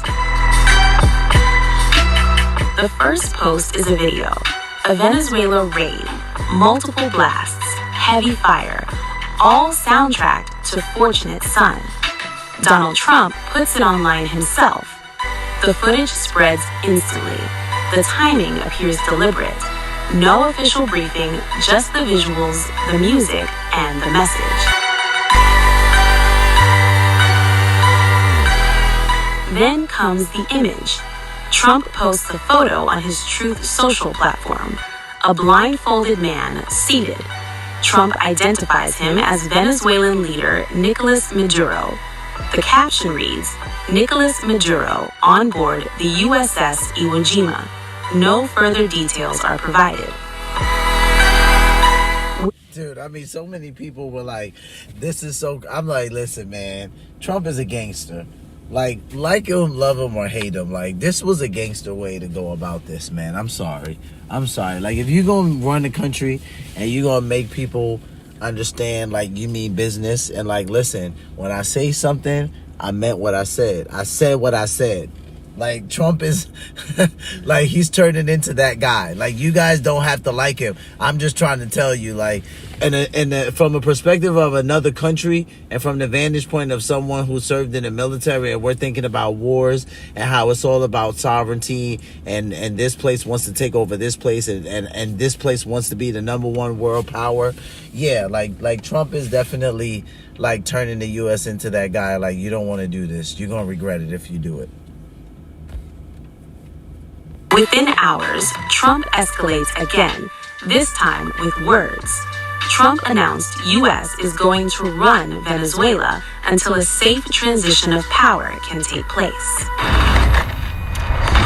Late last night and early today, at my direction, the United States Armed Forces conducted an extraordinary military operation in the capital of Venezuela. Overwhelming American military power, air, land, and sea, was used to launch a spectacular assault. And it was an assault like people have not seen since World War II. It was a force against a heavily fortified military fortress in the heart of Caracas to bring outlaw dictator Nicolas Maduro to justice. This was one of the most stunning, effective, and powerful displays of American military might and competence in American history. And if you think about it, there's some other good ones, like the attack on Soleimani, the attack on al-Baghdadi, and the obliteration and decimation of the Iran nuclear sites just recently in an operation known as Midnight Hammer, all perfectly executed and done. No nation in the world could achieve what America achieved yesterday, or frankly in just a short period of time. All Venezuelan military capacities were rendered powerless as the men and women of our military, working with U.S. law enforcement, successfully captured Maduro in the dead of night. It was dark. The lights of Caracas were largely turned off due to a certain expertise that we have, and we are ready to stage a second and much larger attack if we need to do so. So we were prepared to do a second wave, and we are ready to stage a second and much larger attack if we need to do so. So we were prepared to do a second wave if we needed to do so. We actually assumed that a second wave would be necessary, but now it's probably not. The first wave, if you'd like to call it that, the first attack was so successful, we probably don't have to do a second, but we're prepared to do a second wave, a much bigger wave, actually. This was pinpoint, but we have a much bigger wave that... Here's how people cover everyone on their list with a single deal. And the obliteration and decimation of the Iran nuclear sites just recently in an operation known as Midnight Hammer. America will never allow foreign powers to rob our people or drive us back into and out of our own hemisphere. That's what they did. Furthermore, under the now deposed dictator Maduro, Venezuela was increasingly hosting foreign adversaries in our region and acquiring menacing offensive weapons that could threaten U.S. interests and lives. And they used those weapons last night. Potentially in league with the cartels operating along our border. All of these actions were in gross violation of the core principles of American foreign policy, dating back more than 2 centuries. And not anymore. All the way back, it dated to the Monroe Doctrines. And the Monroe Doctrine is a big deal. But we've superseded it by a lot. By a real lot. They now call it the Monroe Document, I don't know. It's Monroe Doctrine. We sort of forgot about it. It was very important, but we forgot about it. We don't forget about it anymore. Under our new national security strategy, American dominance in the Western Hemisphere will never be questioned again. Won't happen. Our precision and competence, you rarely see anything like it. You've seen some raids in this country that didn't go so well. They were an embarrassment. Everyone's coming back to us. The future will be determined by the ability to protect commerce and territory and resources that are core to national security. These are core to our national security. Just like tariffs are, they made our country rich, and they've made our national security stronger than ever before, capacitated. If you would have seen what I saw last night, you would have been very impressed. I'm not sure that you'll ever get to see it, but it was an incredible thing to see. This extremely successful operation should serve as warning to anyone who would threaten American sovereignty or endanger American lives. Very importantly, the embargo on all Venezuelan oil remains in full effect. The American Armada remains poised in position, and the United States retains all military options until United States demands have been fully met and fully satisfied. All political and military figures in Venezuela should understand what happened to Maduro can happen to them, and it will happen to them if they aren't just, fair, even to their people. Okay, he said it right there. He said, and it will happen to them. Like, he says that people think that what happened to Maduro can't happen to them, but it will happen to them if they aren't just and fair to their people.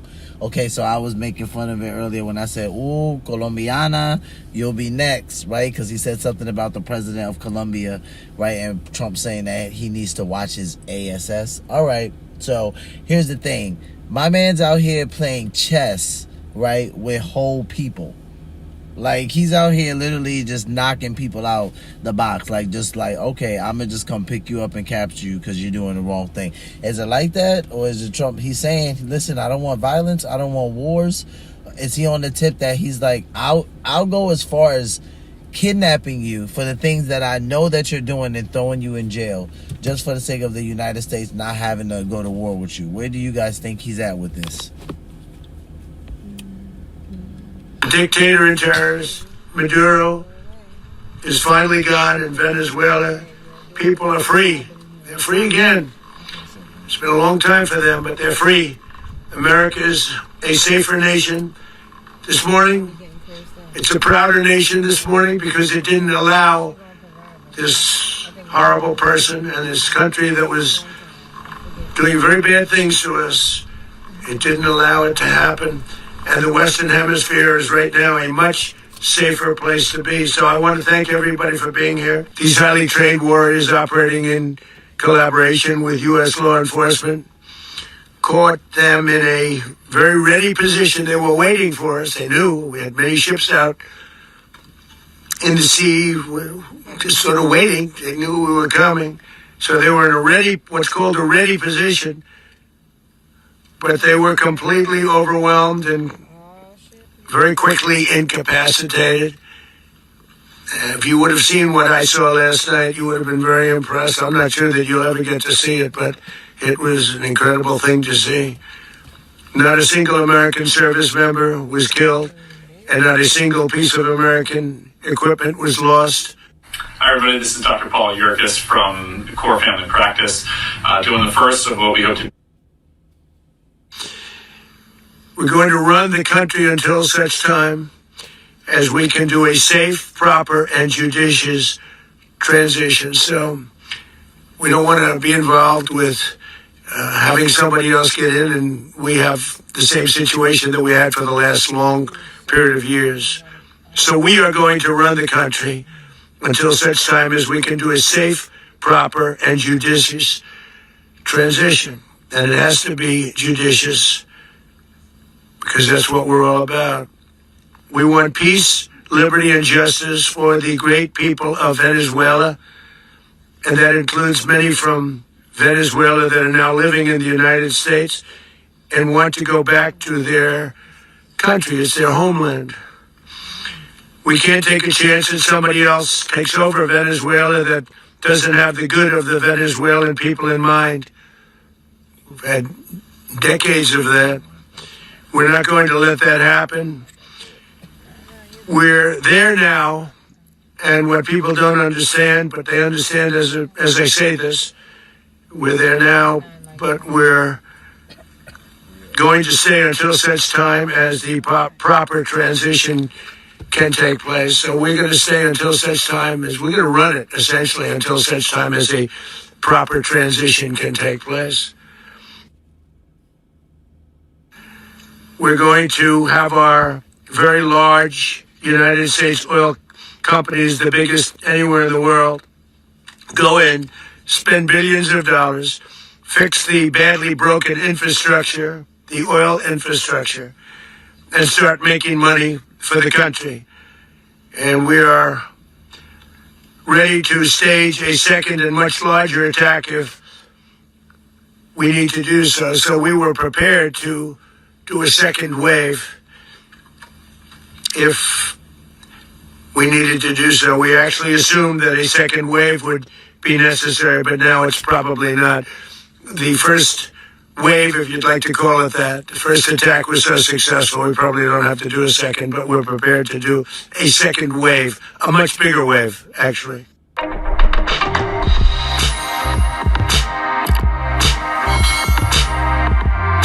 All right, now Now, in the live stream that President Trump did from the White House, he did mention a second wave, but he wasn't completely clear about why the second wave. I know some people were saying he's saying that he's going to do that because he can do it, simply because he's able to do it, right? I get what you guys are saying, but I was legitimately trying to figure out what would be the reasoning for a second wave. So unless there's some terroristic activity going on or some type of gang violence where maybe there's some type of, gangs are trying to like kind of take over, like maybe some Boko Haram type stuff. I don't understand what would be the reasoning for a second strike, but I guess he'll go more in depth eventually, if not eventually when he does it, right? Because that's just how our president moves. Okay, so let's take a look really quick at, shout out to Pondering Politics. They covered shock, Trump snaps as media confronts him. We're going to watch a little bit of that, and then we'll end the live stream with a Christian clip. So let's run to that.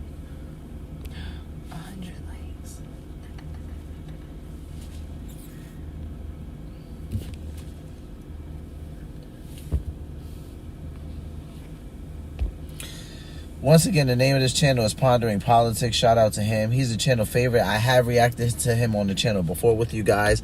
We watch him often and frequently, so when you get a chance, go over there and check his channel out. Before you go.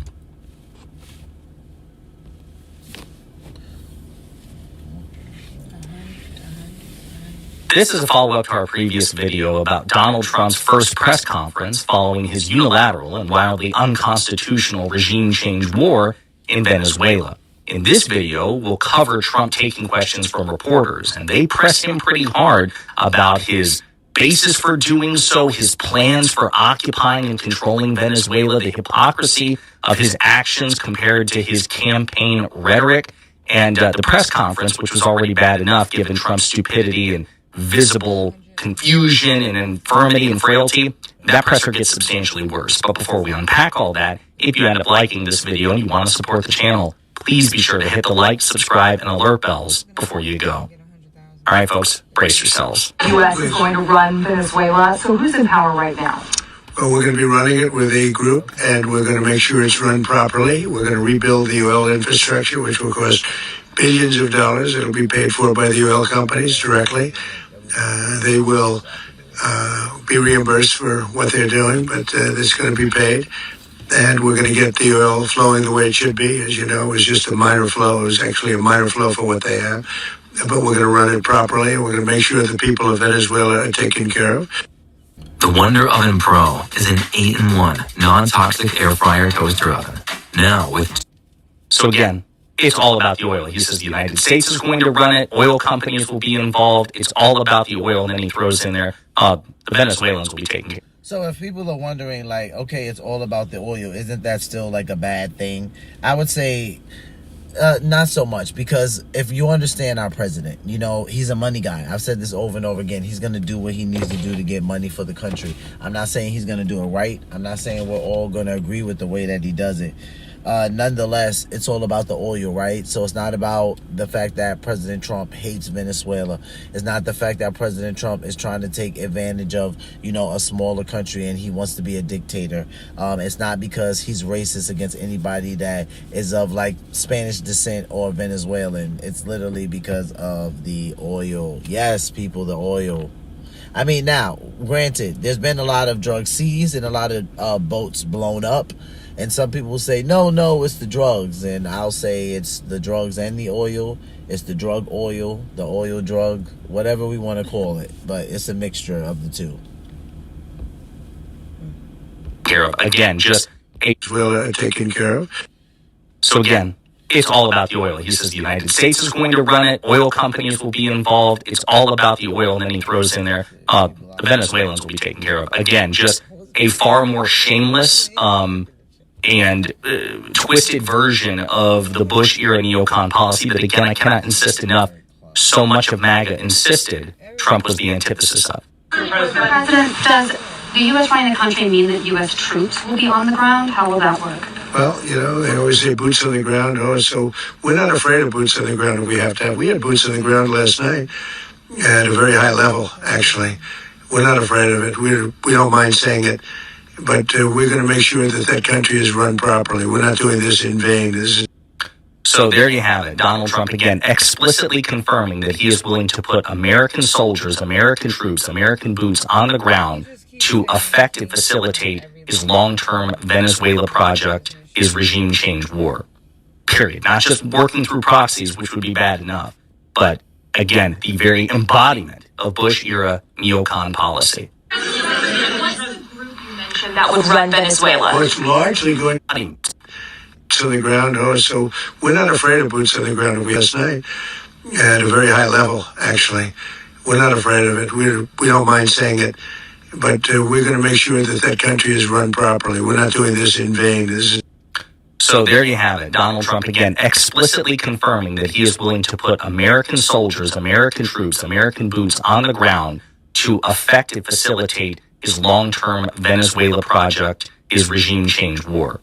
Period. Not just working through proxies, which would be bad enough, but, again, the very embodiment of Bush-era neocon policy.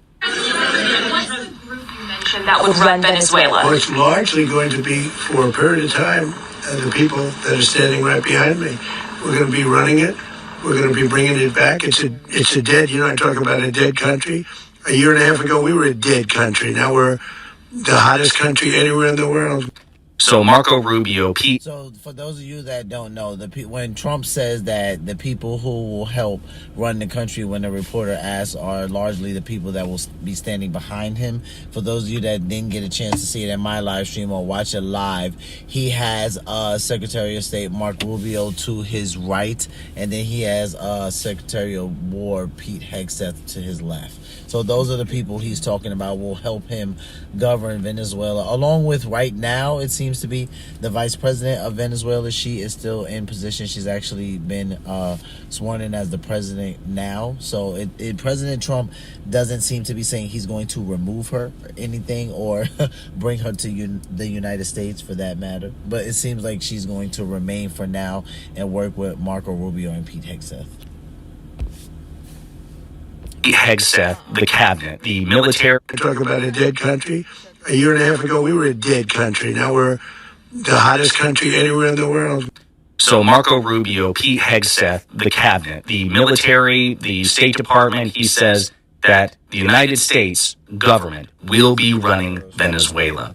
And because Defense Secretary Pete Hegseth was there, just in case it wasn't clear enough, in this clip, Trump makes explicitly clear that the U.S. military will be involved in running Venezuela. It'll be a military occupation. For Maduro. So you can look at, and others, we have fantastic people, including people in the military. So we're going to have a group of people running it until such time as it can be put back on track, make a lot of money for the people, and give people a great way of life. And again, that's the same sort of shit that the Bush administration said about Iraq and Afghanistan. I'm stunned with the shamelessness of the 180 here. He's not even trying to cover it up. And in many instances, the pretext and the predicate are far thinner and far weaker than what happened under Bush. Is it possible that the U.S. ends up administrating Venezuela for years? Well, it won't cost us anything because the money coming out of the ground is very substantial, so it's not going to cost us anything. We want safety there. We want to be surrounded by countries that aren't housing all of our enemies all over the world. That's what was happening, and you don't want to have that. But we're going to be rebuilding, and we're not spending money. The oil companies are going to go in. They're going to spend money. I don't even know what that means. Right? So you're saying it's like going to be some sort of corporatist state. It's going to be some sort of corporate government. It's like the East India Trading Company all over again. Or the British East India Company from, the 1600s. You're going to do that, but with Venezuela? What the hell are you talking about? It's insane. But again, not ruling out a years-long administration and military occupation, a years-long world and nation-building project in Venezuela. Weren't going to back Machado to come back and be the opposition leader in your Fox and Friends interview. And then you also mentioned the vice president of Venezuela. Are you going to work with the vice president of Venezuela, or how do you foresee the relationship going? I understand she was just sworn in, but she was, as you know, picked by Maduro. So Marco's working on that directly. He just had a conversation with her, and she's essentially... So in case you guys are wondering why that matters, because notice President Trump says she's just been sworn in, right? But Marco's working with her on that, and she's been picked by Maduro. He brings that up because he doesn't trust it. Like the fact that Maduro was the one that put her in place. President Trump is unsure about if he's going to leave her in place. And a lot of that has to do with a lot of the crimes that Maduro has committed. So he's unsure if this woman is trustworthy, although she has been picked and she does have a good backing, right? Some people even support her even more than Maduro, but President Trump still is very skeptical about it. So right now it seems like Marco Rubio and Pete Hegseth will work alongside of her, but we don't know how long that will actually last. Willing to do what we think is necessary to make Venezuela great again. Very simple. We're going to back Machado. So he insists that Maduro's vice president is just going to rubber stamp everything he does, which is entirely possible, but who knows? I mean, I would count nothing out. In this clip, Trump and Rubio are pressed about why they did not notify or seek authorization of or approval from Congress, who has the primary war-making power. The president is in charge basically of operations. He's the commander-in-chief. So once war is declared, he gets a lot of latitude about where to put troops, etc. and so forth. But in terms of declaring war and the authorization to send military to nations and stuff like this, that lies with Congress. So why weren't they notified? Did you notify any members of Congress in advance? Marco, do you want to talk about that? Because you were involved. Sure. We called members of Congress immediately after. This was not the kind of mission that you can do congressional notification on. It was a trigger-based mission in which conditions had to be met night after night. We watched and monitored that for a number of days. So it's just simply not the kind of mission you can call people and say, hey, we may do this at some point in the next 15 days. But it's largely a law enforcement function. Remember, at the end of the day, at its core, this was an arrest of 2 indicted fugitives of American justice. As well, I mean, again, just the weakest, thinnest, laziest friggin'... Oh, listen, this was actually about executing an arrest warrant. This wasn't regime change. What are you talking about? What do you mean? It just, again, the thinnest, weakest pretext imaginable coming from the people who just pardoned a convicted drug trafficker who happened to be the former president of Honduras. No consistency, no moral consistency, because it's Orwellian. Nothing matters. They don't give a shit. They don't have an ideology. They'll say one thing on Monday, totally contradict themselves Tuesday, smile when they're doing it and giving you the finger. They love it. They love that freedom. And a core element of their base, the vast majority of their base, they love it too. Nothing matters. Mr. President, why is running a country in South America America first? Well, I think it is. I mean, he does make a good point here. It's like, honestly, I wouldn't attribute this to President Trump, but some people would. But I would attribute it to, like, let's say someone like the new mayor of New York, like Zohran Mamdani, right? I think that he is super charismatic, very charismatic, like on the surface, always smiling, makes people feel important, makes them feel seen. Underneath, I'm not so sure if I trust some of the things I'm already seeing so early on. So he makes a good point here. I just don't know if I would attribute it to President Trump, but I know some people would. It is because we want to surround ourselves with good neighbors. We want to surround ourselves with stability. We want to surround ourselves with energy. We have tremendous energy in that country. It's very important that we protect it. We need that for ourselves. We need that for the world. The Prophet ﷺ said in a hadith. So it's a great question. I thought we would not be involved in foreign entanglements. And again, Trump is just... Because again, here's the thing. You can justify anything on the basis of America first. Like, you can come up with the most not sophisticated, but like literally sophistry. You can come up with the most bullshit excuse imaginable to justify anything. Literally anything can be tied to America first. You could engage in the most blatant interventionist, hawkish military campaign imaginable. You could conduct foreign diplomatic, military, and covert operations in every country on earth and just say, well, we're doing it to protect ourselves. Like, it's lazy. He's not even bothering to try. But even the press knows this is a major contradiction between what he promised and what he's actually doing. Mr. President, Colombian President Gustavo Petro, a couple weeks ago, he said he's got to watch his ass. And today, he said he's not concerned about anything happening to him in the aftermath of this operation. So, just what your message is. Well, he has cocaine mills. He has factories where he makes cocaine. And yeah, I think I stick by my first statement. He's making cocaine, they're sending it into the United States, so he does have to watch his ass. And yet Hernandez, the ex-president of Honduras who trafficked tons and tons and tons of cocaine into the United States, wasn't just indicted, convicted successfully. You pardon him. You don't give a shit about the drugs. MAGA doesn't give. It is the most shamelessly hypocritical and unprincipled movement I have ever seen. Nothing comes close. Go ahead. Is there a message here for Cuba? And that's the argument with this, right? Everybody's like, it's not the drugs, it's the oil. And that's like, hey, I agree with the people that think it's the oil. I'm just going to go on the record to say I do agree with that. I see how the drugs made it look like, oh, the United States is making sure that there's no fentanyl coming in here and there's no certain types of cocaine or whatever have you. And, you know, we're making sure that we're keeping the ships away from America. And if they come this way with drugs, we're blowing them up. But it was never actually about that. At least that wasn't the let's say that wasn't the force behind it. Well, Cuba's an interesting case. Cuba is, not doing very well right now. That system has not been a very good one for Cuba. The people there have suffered for many, many years. And I think Cuba is going to be something we'll end up talking about because Cuba is a failing nation right now, very badly failing nation. And we want to help the people of Cuba. It's very similar in the sense that we... So again, not only is he threatening Colombia, now he's also signaling, yeah, we might do this to Cuba. He's already bombed 7 nations that we're aware of since he retook power. He's like, yeah, we just conduct regime change in Venezuela. We might do it in Colombia. We might do it in Cuba. And then Marco Rubio steps up to the plate and makes it even more explicit. That helped protect Maduro, this is well known. Their whole spy agency, all that were full of Cubans. I mean, it's amazing. This poor island took over Venezuela in some cases. One of the biggest problems that Venezuelans have is they have to declare independence from Cuba. They tried to basically colonize it from a security standpoint. So, yeah, look, if I lived in Havana and I was in the government, I'd be concerned, at least a little bit.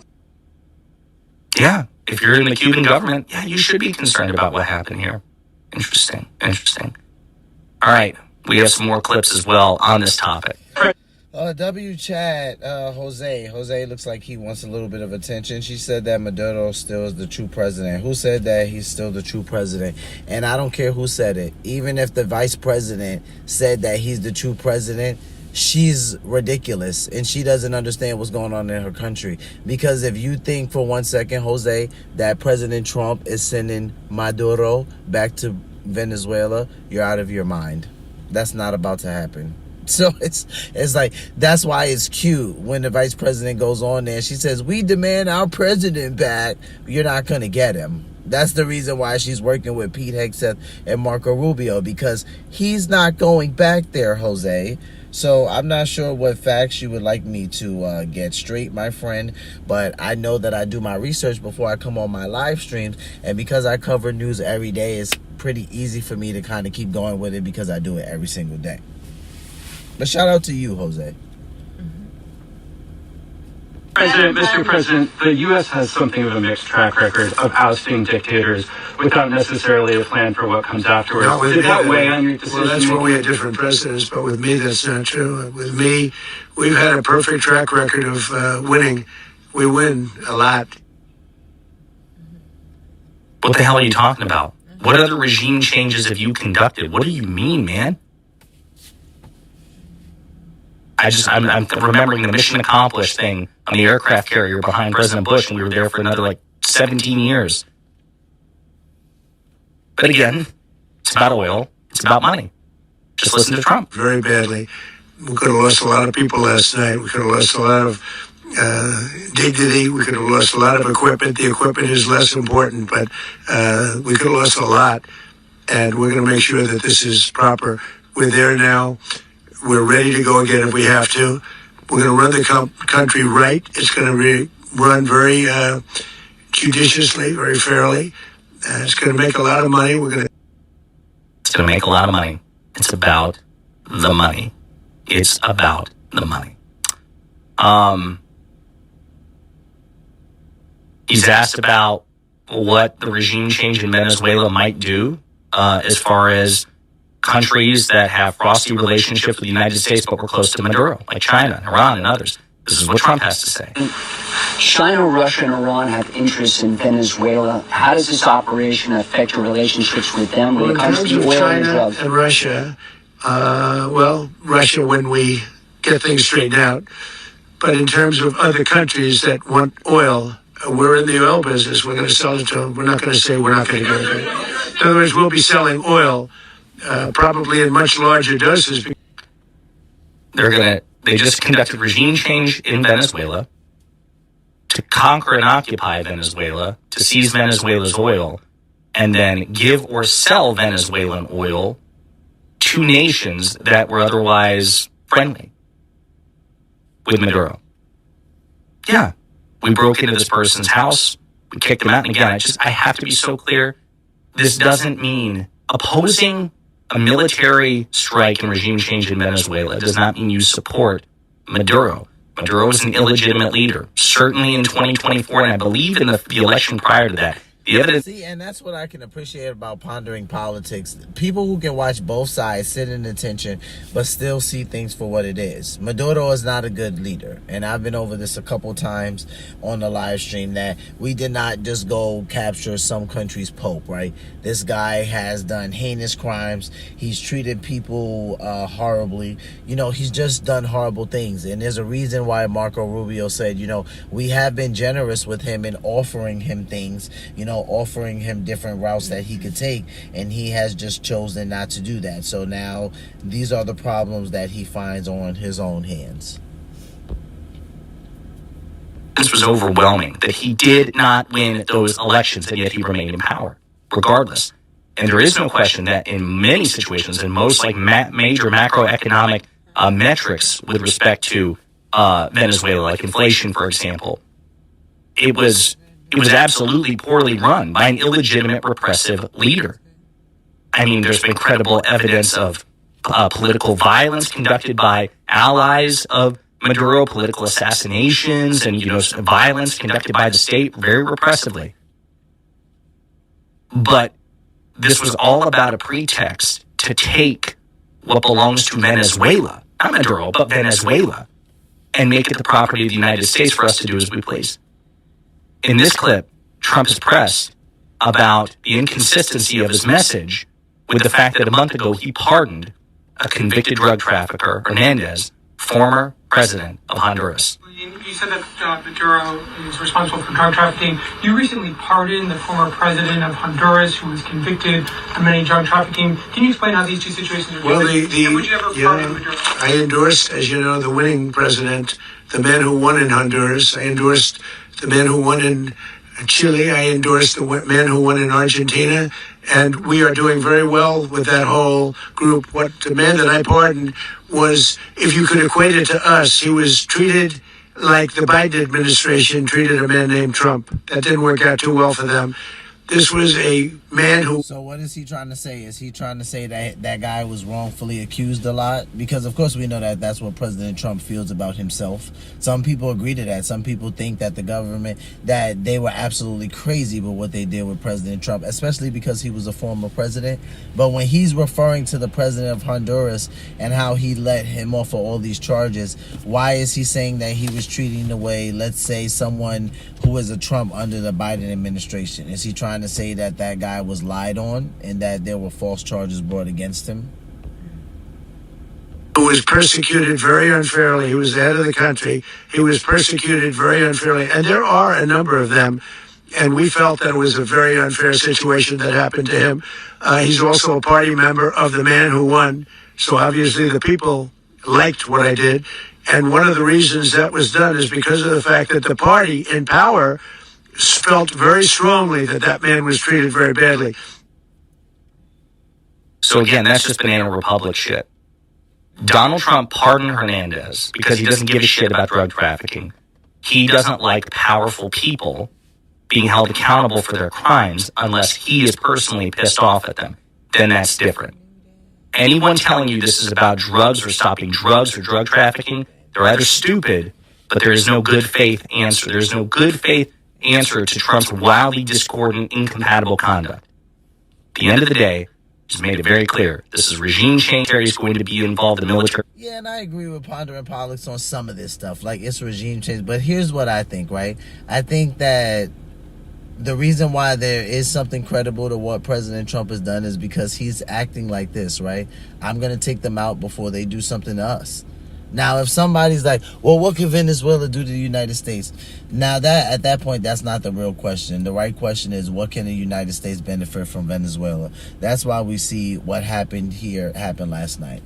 But at the end of the day, President Trump is going to do what he said, and he's going to go about it however he needs to get it, right? The guy is a businessman. He knows how to make money. I didn't say you have to like him or have voted for him to agree with these things. These are just things that are facts about President Trump before he was the president, right? So like when he goes and he does things, he doesn't always consult with Congress. He doesn't always let his right hand know what his left hand is doing. He just kind of does it, and then he comes out and he's like, hey, this is what happened. And I don't always agree with it. I'll tell you guys right then and there. I'll tell you why he got my respect in his first administration from that drone strike, but that's, you know, something personal with me as a veteran. But that doesn't mean I want him to go around just kind of drone striking all world leaders, you know, that don't get along with the United States right away necessarily. But I'm just saying, as far as delivery goes, we understand that this is how our president moves. You know, he does things, he acts first, and then he kind of like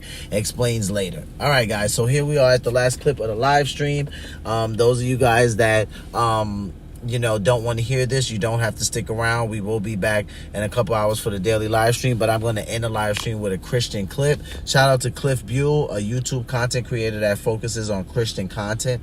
Let's take a look at this clip regarding miracles, someone being beheaded, and then the gospel being shared.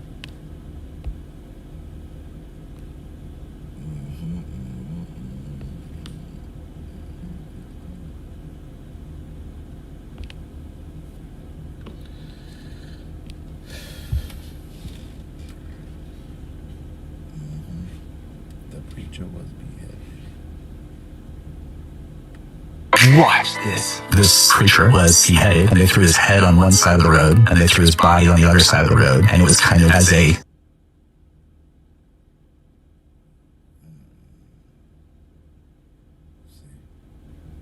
statement, don't come in our village. And it was done publicly. So a Muslim man who's not from that town was walking to that town, and he saw what happened, and he said, this is wrong even for a Christian. So he picked up the head and he set it by the body just as an act of sanctity of life. Good Samaritan. And when he did, the head reattached.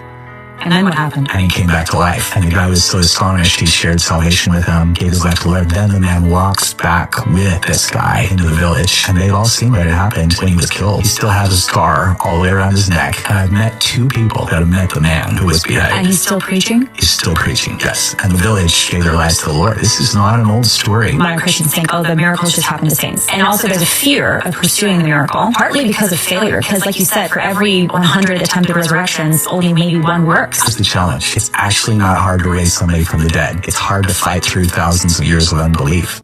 Watch this. This preacher was beheaded, and they threw his head on one side of the road, and they threw his body on the other side of the road, and it was kind of as a statement, don't come in our village. And it was done publicly. So a Muslim man who's not from that town was walking to that town, and he saw what happened, and he said, this is wrong even for a Christian.